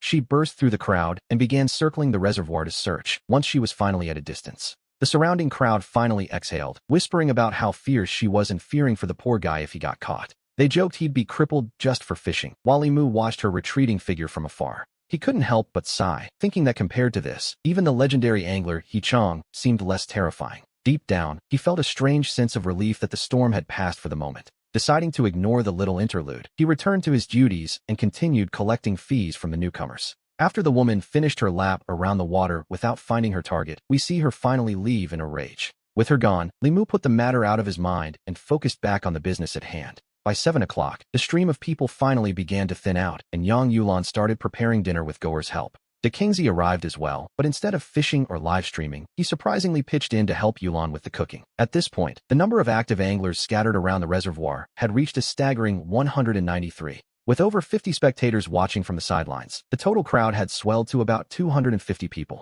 Our protagonist, however, was focused on his system mission, keeping a very specific tally in his head. He was only 7 anglers short of the 200 mark, and he waited with quiet anticipation for a few more to arrive. Meanwhile, Bai Yunhai was kept busy selling supplies. Li Mu planned to do a patrol, but something caught his eye. He spotted a motorcycle descending from the distant mountain ridge and decided to wait a moment longer. It turned out to be Dashu and his brother, who greeted him with a grin, impressed by the massive crowd. Dashu couldn't believe how many people were there tonight, shouting that the boss was truly doing something incredible. Li Mu explained the rain had raised the water levels, while Dashu lit a cigarette and took a slow, thoughtful drag. Dashu explained he'd been delayed, but noted that a good meal is never late. He'd almost succeeded yesterday and felt tonight was his night. Suddenly remembering the woman from earlier, Li Mu asked him a rather random question. "Dashu, tell me, are you married?" Dashu chuckled, mentioning his child was already over a year old, before turning the question back on the boss. Li Mu just smiled. He admitted he'd considered marriage earlier that afternoon, but had since changed his mind after seeing a woman hunting for her husband. She had threatened to break her husband's legs, which Li Mu found terrifying. Hearing this, Dashu suddenly froze in place. He immediately asked if the woman had a mole on the side of her forehead, prompting Li Mu to think back for a moment. It seems she did, and Li Mu confirmed it, wondering aloud if Dashu happened to know the unfortunate angler in question. Dashu stood dazed for a moment before shaking his head vigorously, claiming he didn't know her, but knew a fellow fisherman with a similar wife. He explained that this friend's wife was just as fierce and also had a mole on her forehead, a terrifying coincidence, to be sure. Li Mu nodded, suggesting that if it really was his friend's wife, Dashu should probably give the man a quiet heads up. After all, while fishing is important, one shouldn't let it completely ruin their domestic life. A fair point, wouldn't we agree? Dashu seemed lost in thought as he agreed and went to find a spot, quickly beginning to unpack his gear for the night. As it happened, the two anglers to his left were the same tall and short brothers who had been there a few nights prior. The brothers greeted him warmly, calling out to Dashu, but he just gave them a weary, knowing smile in return. He corrected them, explaining he was only 27 and just looked weathered. To be honest, the uncle nickname was starting to sting. He asked them to call him Wang Chong instead, but the moment the brothers heard that name, their expressions shifted to pure shock. They looked as if they'd seen a ghost, mentioning a woman with a wooden club who had been circling the reservoir earlier. She had been shouting the name, Wang Chong, at the top of her lungs, and they nervously asked if that person was him. Dashu's face stiffened for a split second before he flatly denied it, claiming it must have been someone else with the same name. The brothers sighed in relief, remarking that it was good it wasn't him, as that woman looked absolutely terrifying. The brothers remarked that while they were all fellow anglers, one shouldn't abandon their family and ignore all responsibilities just for the sake of fishing. They shouldn't leave everything to their wives, they said. Wang Chong gave a forced laugh, suggesting that perhaps everything was actually fine at home. He argued that some women simply can't stand seeing men go out to enjoy a bit of fishing. The brothers wanted to press the point further. Suddenly, a float twitched in the water, followed by a sharp whistling sound as the shorter brother reacted just in time. He hooked a fish steadily, and at that exact moment, his taller brother to the left also fell to strike on his line. In a stroke of luck, the taller brother managed to pull in 2 fish at once, proudly showing off his double-hooked catch.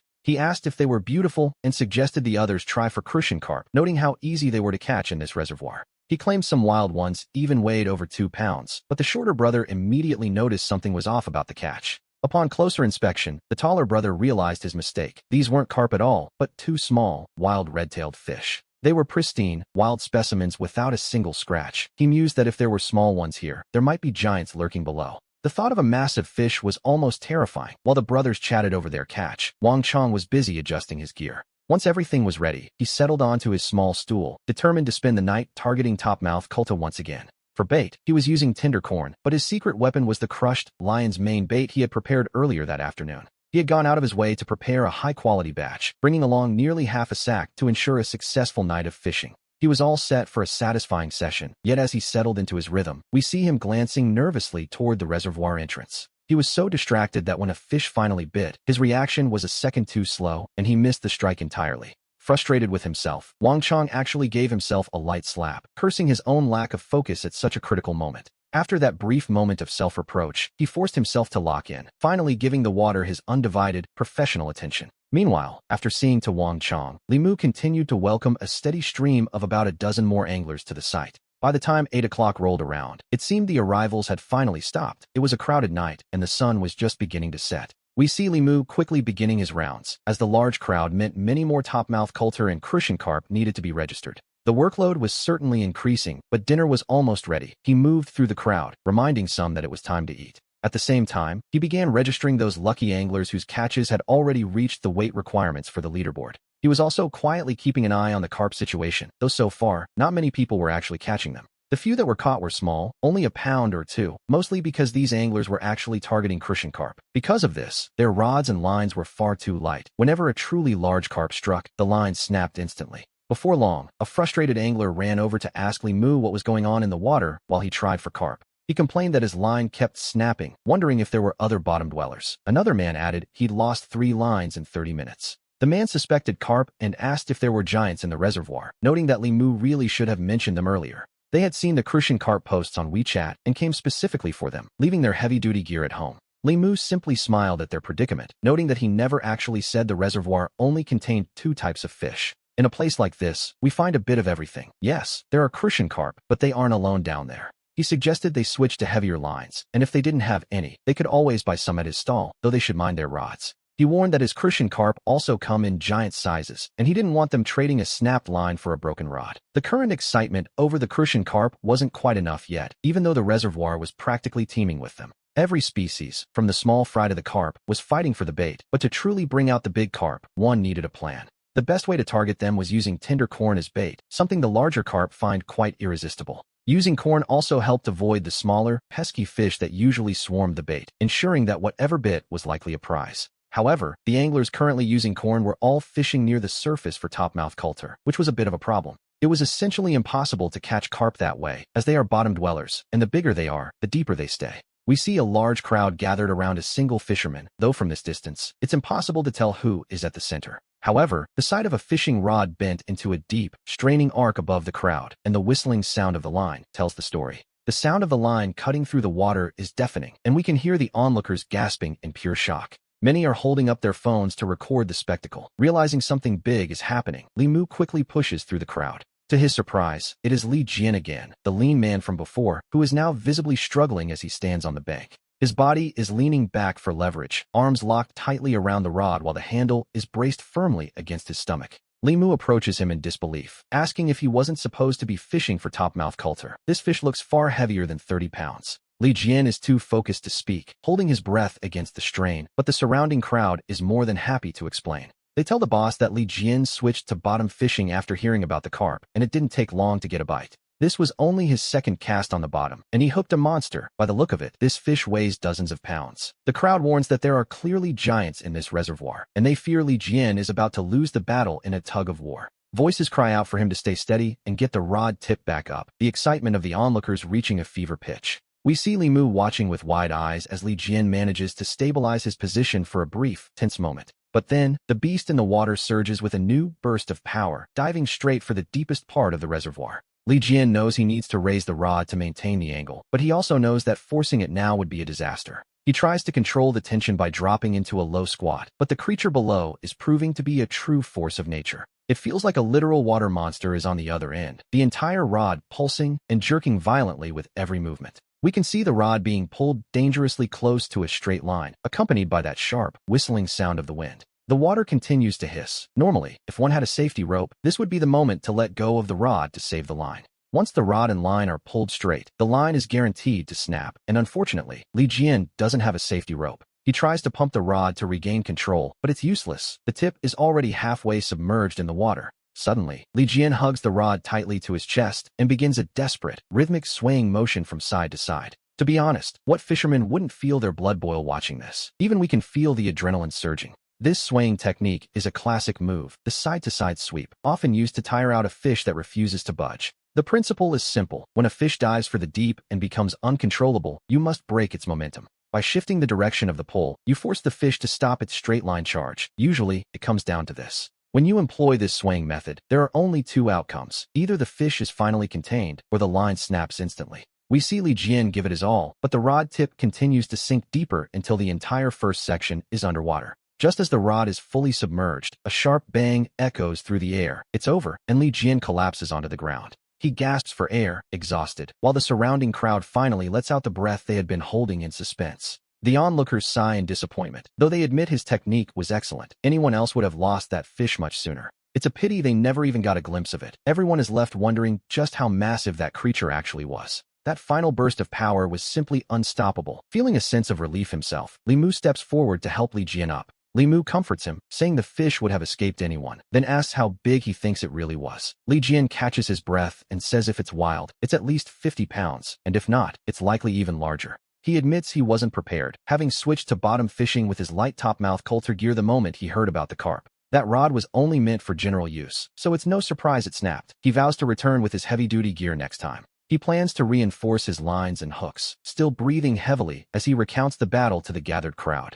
He warns that the carp in this reservoir are serious business and require heavy tackle. Then, someone asks Li Mu a question. The crowd wants to know exactly how large the biggest carp in these waters truly is. Li Mu simply smiles and thinks for a moment. Li Mu asks the crowd if they would believe him if he said there were carp in these waters weighing over 100 pounds. As soon as the words leave his mouth, the group bursts into laughter, telling the boss he must be exaggerating. They joke that even a fool wouldn't believe that, though some admit they have seen carp that size before. However, they've only seen them online and in other countries. They'll believe 50 or 60 pounds, but 100? They tell him 100 is just too much. Li Mu chats for a few more moments before continuing his rounds. By now, the sky is beginning to darken, and we see the first wave of fishermen already sitting down to eat. Li Mu soon arrives at the spot where the man they call Big Fat is stationed, who greets him with great excitement. He tells the boss he didn't know there were carp here, mentioning that someone just landed a 20-pounder. Li Mu simply smiles and tells Big Fat that 20 pounds isn't actually that large, leaving the man stunned. Big Fat asks how that isn't large, describing the fish's golden scales, red tail, and long, slender body.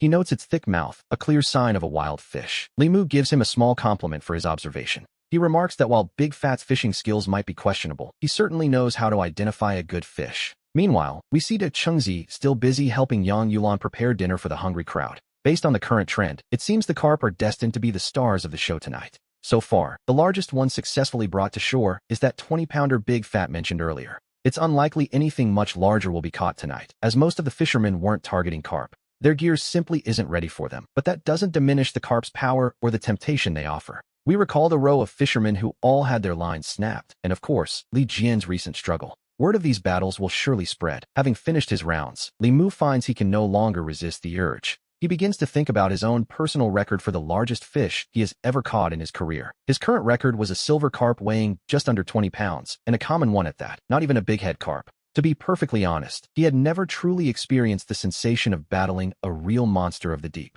Just then, we see Bai Yunhai eating at his stall, so Li Mu walks over to ask how things are going. He asks if they should do it together late tonight, which, naturally, makes Bai Yunhai feel a bit uneasy. Looking up at Li Mu's serious and somewhat longing expression, Bai Yunhai feels a genuine sense of trepidation. He tells Li Mu to stay far away from him, prompting Li Mu to frown and snap back at his friend's reaction. He asks what on earth the boy is thinking. He was simply asking if they were going fishing together late tonight. He offered to set up an extra baiting spot in advance, a clarification that brings Bai Yunhai a wave of sudden realization. Relieved after the false alarm, Bai Yunhai agrees, though he admits he was hoping to catch some large topmouth coulter. Li Mu shakes his head, noting those are too small. He mentions the 100-pound carp and suggests they try for them. Bai Yunhai simply bursts out laughing, calling Li Mu a wicked old man for expecting him to believe such a tall tale. After chatting a bit more, Li Mu goes to find Yang Yulan and Brother Go, specifically to tell the latter he can head home. Once he finishes checking in with Yang Yulan, he makes a quick trip back to the village headquarters. He heads straight for the garden in front of Yang Yulan's house and begins picking fresh corn to use as bait. While one could certainly use old corn or fermented grain to lure carp, Li Mu has a different plan in mind. He intends to give the fish the very best tonight, fresh, tender corn straight from the stalk. Before long, he has gathered enough and stuffs it all into a burlap sack to carry back to the reservoir. He hauls the heavy load back to the rear mountain bay, just as the second wave of dinner is being served. Carrying the corn alone, he walks along the water until he finds a flat, secluded spot far from the other fishermen. He begins baiting the area early, knowing that for bottom feeders, an overnight baiting spot is always the best strategy. The carp density in the Yulong village reservoir is quite high right now, so baiting the area now for a late-night session is a solid plan. It should work perfectly, though there is a certain technique to it. Using only fresh, tender corn isn't quite enough on its own. He had also grabbed 2 bags of Laut and commercial corn from his car earlier, which he intended to mix in for the perfect blend. As we see him hunched over under the glow of his headlamp processing the corn, Da Kingzi suddenly runs over to find him. The young man explains he's there to deliver dinner, as Aunt Yulan noticed Li Mu hadn't eaten yet and asked for help. Da Kingzi holds out a disposable lunchbox, and Li Mu stands up with a smile, thanking him before suggesting he stay a while. He proposes that while he eats, Da Kingzi could help him prep the corn, a request that leaves the boy looking a bit confused. When asked what all this corn is for, Li Mu begins eating his meal and explains it's bait for the fishing spot. He mentions he'll be fishing here with Bai Yunhai late tonight, which immediately makes Da Kingzi's eyes light up as he asks to join. Li Mu shakes his head with a chuckle, noting that's impossible since the boy needs to be at the reservoir by 6 tomorrow morning. He needs someone to check in the other fishermen so he can actually fish, prompting a disappointed Da Kingzi to ask when Li Mu will arrive. Li Mu continues his dinner, casually mentioning that he plans to sleep in until noon the following day. He admits it's a relief to finally have someone to cover the shift, as he's only been sleeping 2 or 3 hours a night lately. He officially welcomes the boy to the Yulong Village Reservoir family, expressing his hope that he stays for the long haul. As an added employee perk, he tells him he can fish at the reservoir for free whenever he's off the clock. Hearing the words free fishing makes Da Kingzi beam with joy as he thanks his new boss, and the two continue chatting. Once the meal is finished, Li Mu returns to the corn while Da Kingzi prepares to head out for the evening. He tells the boy to head back with Yang Yulan once she's finished cleaning up, reminding him to be ready for work by 6. Da Kingzi agrees and leaves the fishing spot, and not long after he disappears, Li Mu finishes his preparations as well. He had sliced the kernels off the cobs and mixed them with the commercial grain, finally tossing half the mixture into the water.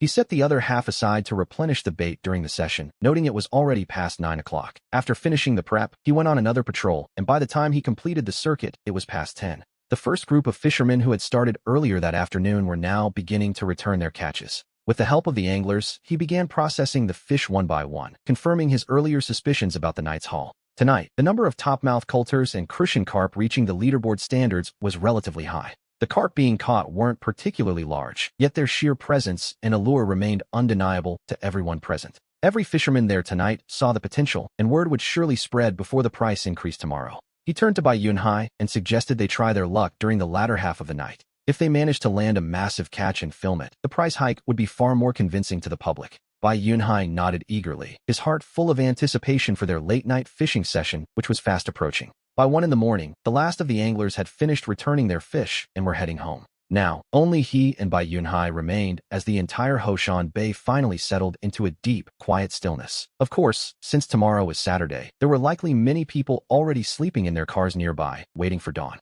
At that moment, he turned to Bai Yunhai and asked how much gear and sundries he had managed to sell. Bai Yunhai checked his remaining stock and reported that almost everything had been sold out completely. He mentioned he would need to head to the county town early tomorrow to restock and bring back a larger load. Li Mu nodded in agreement, reminding him to bring back plenty of heavy-duty nets and specialized fishing supplies. He listed off the specific nets, fish guards, and high-speed rods that would likely be in high demand. After organizing the plan, he asked if they were still going to fish, and at the mere mention of it, Bai Yunhai perked up. Bai Yunhai's stance was firm. There was no way he was skipping the fishing after guarding the stall all night. He had even saved a dozen Red Bulls specifically for this moment, and seeing Bai Yunhai's unwavering determination, he knew there was no stopping him. And so, we see the two of them board the boat to clear the water's surface, removing broken lines and other debris left behind by the day's crowds. After quite a bit of effort, it was nearly 3 in the morning by the time they finished cleaning up. Bai Yunhai, ever the enthusiast, couldn't wait a second longer to grab his gear and set up near the spot where Li Mu had been baiting the water earlier that evening. Of course, he wasn't fishing in Li Mu's specific spot, nor had Li Mu helped him bait it, mostly because Bai Yunhai insisted on doing things his own way.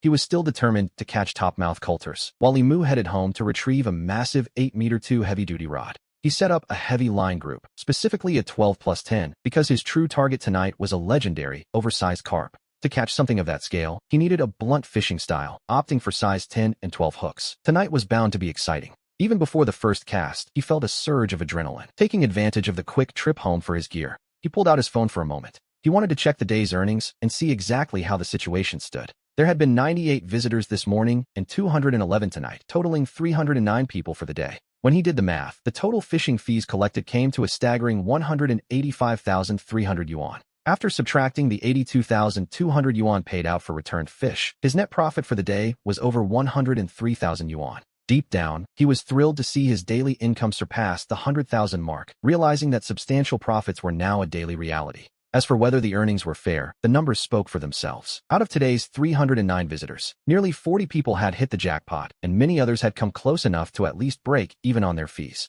Altogether, about a third of the anglers walked away happy, a result he considered quite successful for everyone involved. Furthermore, the big fish leaderboard was growing. There were now 23 names on the Kulto list. The carp leaderboard had also grown to 11 people. With the day's accounts settled, he returned to the water with a sense of quiet anticipation. It was time to announce the price increase, and he decided that posting it to the WeChat group of nearly 500 members would be enough. Since the group was filled entirely with local fishing enthusiasts, he knew the news would naturally spread like wildfire through the community. And so, we see him send a simple message to the group. Good evening, everyone. I have an announcement to make. Starting this Saturday, the fishing fee will increase to 300 yuan per hour, with a minimum session of 5 hours. He added that the carp were biting now, and just like his other fish, they were plentiful, large, and some were even intimidatingly massive. He welcomed everyone to come and test their luck, noting the return price had risen to 5 yuan, even though it was nearly 3 in the morning. The moment he sent the message, it surprisingly stirred up quite a few night owls who were shocked by the sudden update. One user complained that he had planned to come for the carp tomorrow, only to find the boss had raised the prices right before his arrival. Another pointed out that 1,500 yuan for 5 hours was steep when the return price was only 5 yuan, a fair point, perhaps. Li Mu didn't dwell on the comments. Knowing there was little to gain from arguing, he would simply wait to see who showed up Saturday morning. Of course, he hadn't forgotten the big fish leaderboard, so he sent another update regarding the Yulong Village reservoir rankings. He announced that carp were being added to the list, with a minimum entry requirement of 50 pounds or more per single fish. Needless to say, this news caused another explosion of messages in the group, but he no longer had the time to pay them any attention. The day had ended perfectly, and even though it was already 3 a.m. on a new day, he felt incredibly refreshed and satisfied. He quickly returned to the reservoir, reaching the spot he had baited earlier that evening, and began setting up his heavy gear. A night of passionate fishing was about to begin as he prepared the water, his focus entirely on the depths below. On one side, he watched for the carp. On the other, he kept his eyes peeled for any sign of movement in the dark water. He remained vigilant, his mind fixed on the legendary carp he knew were lurking just out of sight. The rhythm of the night took over as he waited patiently for the carp to take the bait, one cast at a time.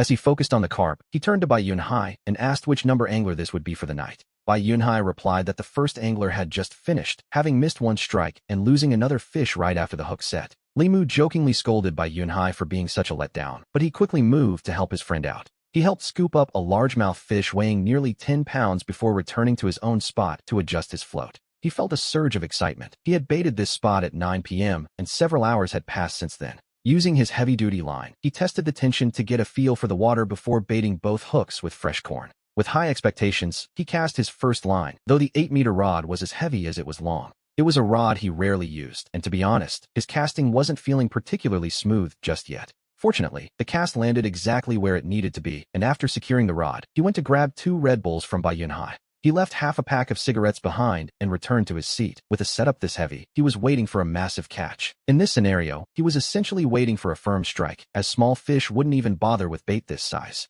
He decided to ignore the minor nibbles, telling himself to wait until the float fully submerged or drifted away. He even muttered a quiet plea to the universe, jokingly offering 30 years of Bai Yunhai's life for one legendary carp. All he wanted tonight was one truly massive fish, but Bai Yunhai overheard the mumbling and asked what he was talking about. Li Mu just chuckled and told him it was nothing, claiming he was simply commenting on how handsome his friend looked. Bai Yunhai clearly didn't buy that for a second, instead asking about the size of the line and hooks Li Mu was using. Li Mu confidently explained his heavy gear setup and his specialized rod, making his intentions for the night very clear. His goal was a carp weighing over 50 pounds, which prompted a skeptical laugh from Bai Yunhai at such a bold ambition. Bai Yunhai questioned if there were even fish that large in the water, but right then, the luminous float flickered red. His spirit surged with adrenaline, and he immediately gripped the rod with both hands, ready for the moment of truth. We see the float flash red twice in quick succession, yet there was no further movement, leaving him to wonder what was happening below. The line had only been in the water for a few minutes, so he told himself it was likely just a small fish bumping the wire.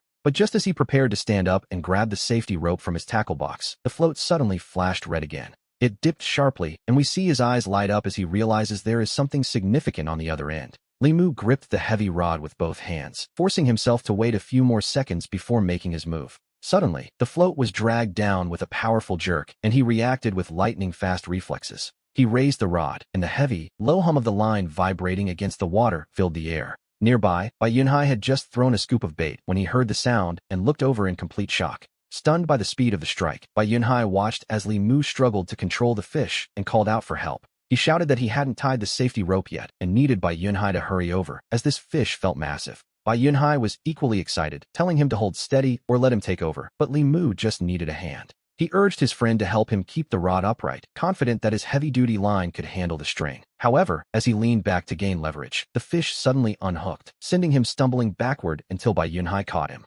Fortunately, he didn't hit the ground, but he took a deep breath, feeling the sting of a catch that vanished as quickly as it arrived. There were 2 main reasons for the loss. The first was that the bait had only been in the water for a few minutes. He simply hadn't expected such a large fish to be lurking right there on the bottom so soon. To be honest, he wasn't prepared for the sheer power of the strike from a rod he rarely used. This lack of mental preparation left him feeling a bit caught off guard by the sudden intensity of the fight. He found himself struggling to find his footing and couldn't get the rod into the proper position in time. In that crucial first second, he failed to center the rod against his body to distribute the weight. And so, the massive fish managed to pull itself free, leaving him with nothing but a heavy rod and a lingering sense of what might have been. He struggled to center the rod against his body, trying to find the leverage needed to control the frantic movement. It was a desperate battle of physics, with the rod tip dipping up and down as the weight shifted unpredictably. His goal was to keep the rod upright, and he called for Bai Yunhai to help him stabilize the heavy equipment. Now, most people would have stepped in from the side to help, but Bai Yunhai, that absolute rascal, decided to help from behind.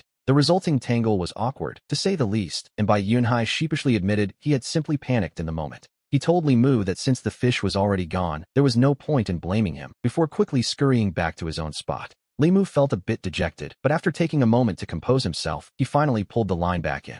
He examined the line and saw it hadn't snapped. The fish had simply unhooked itself, though it had managed to bend the metal hook out of shape. With a heavy sigh, he estimated that the one that got away was at least 50 pounds, a truly unfortunate start to the day. And so, he cleared his mind, replaced the damaged hook with a new one, and cast his fresh corn bait back into the water.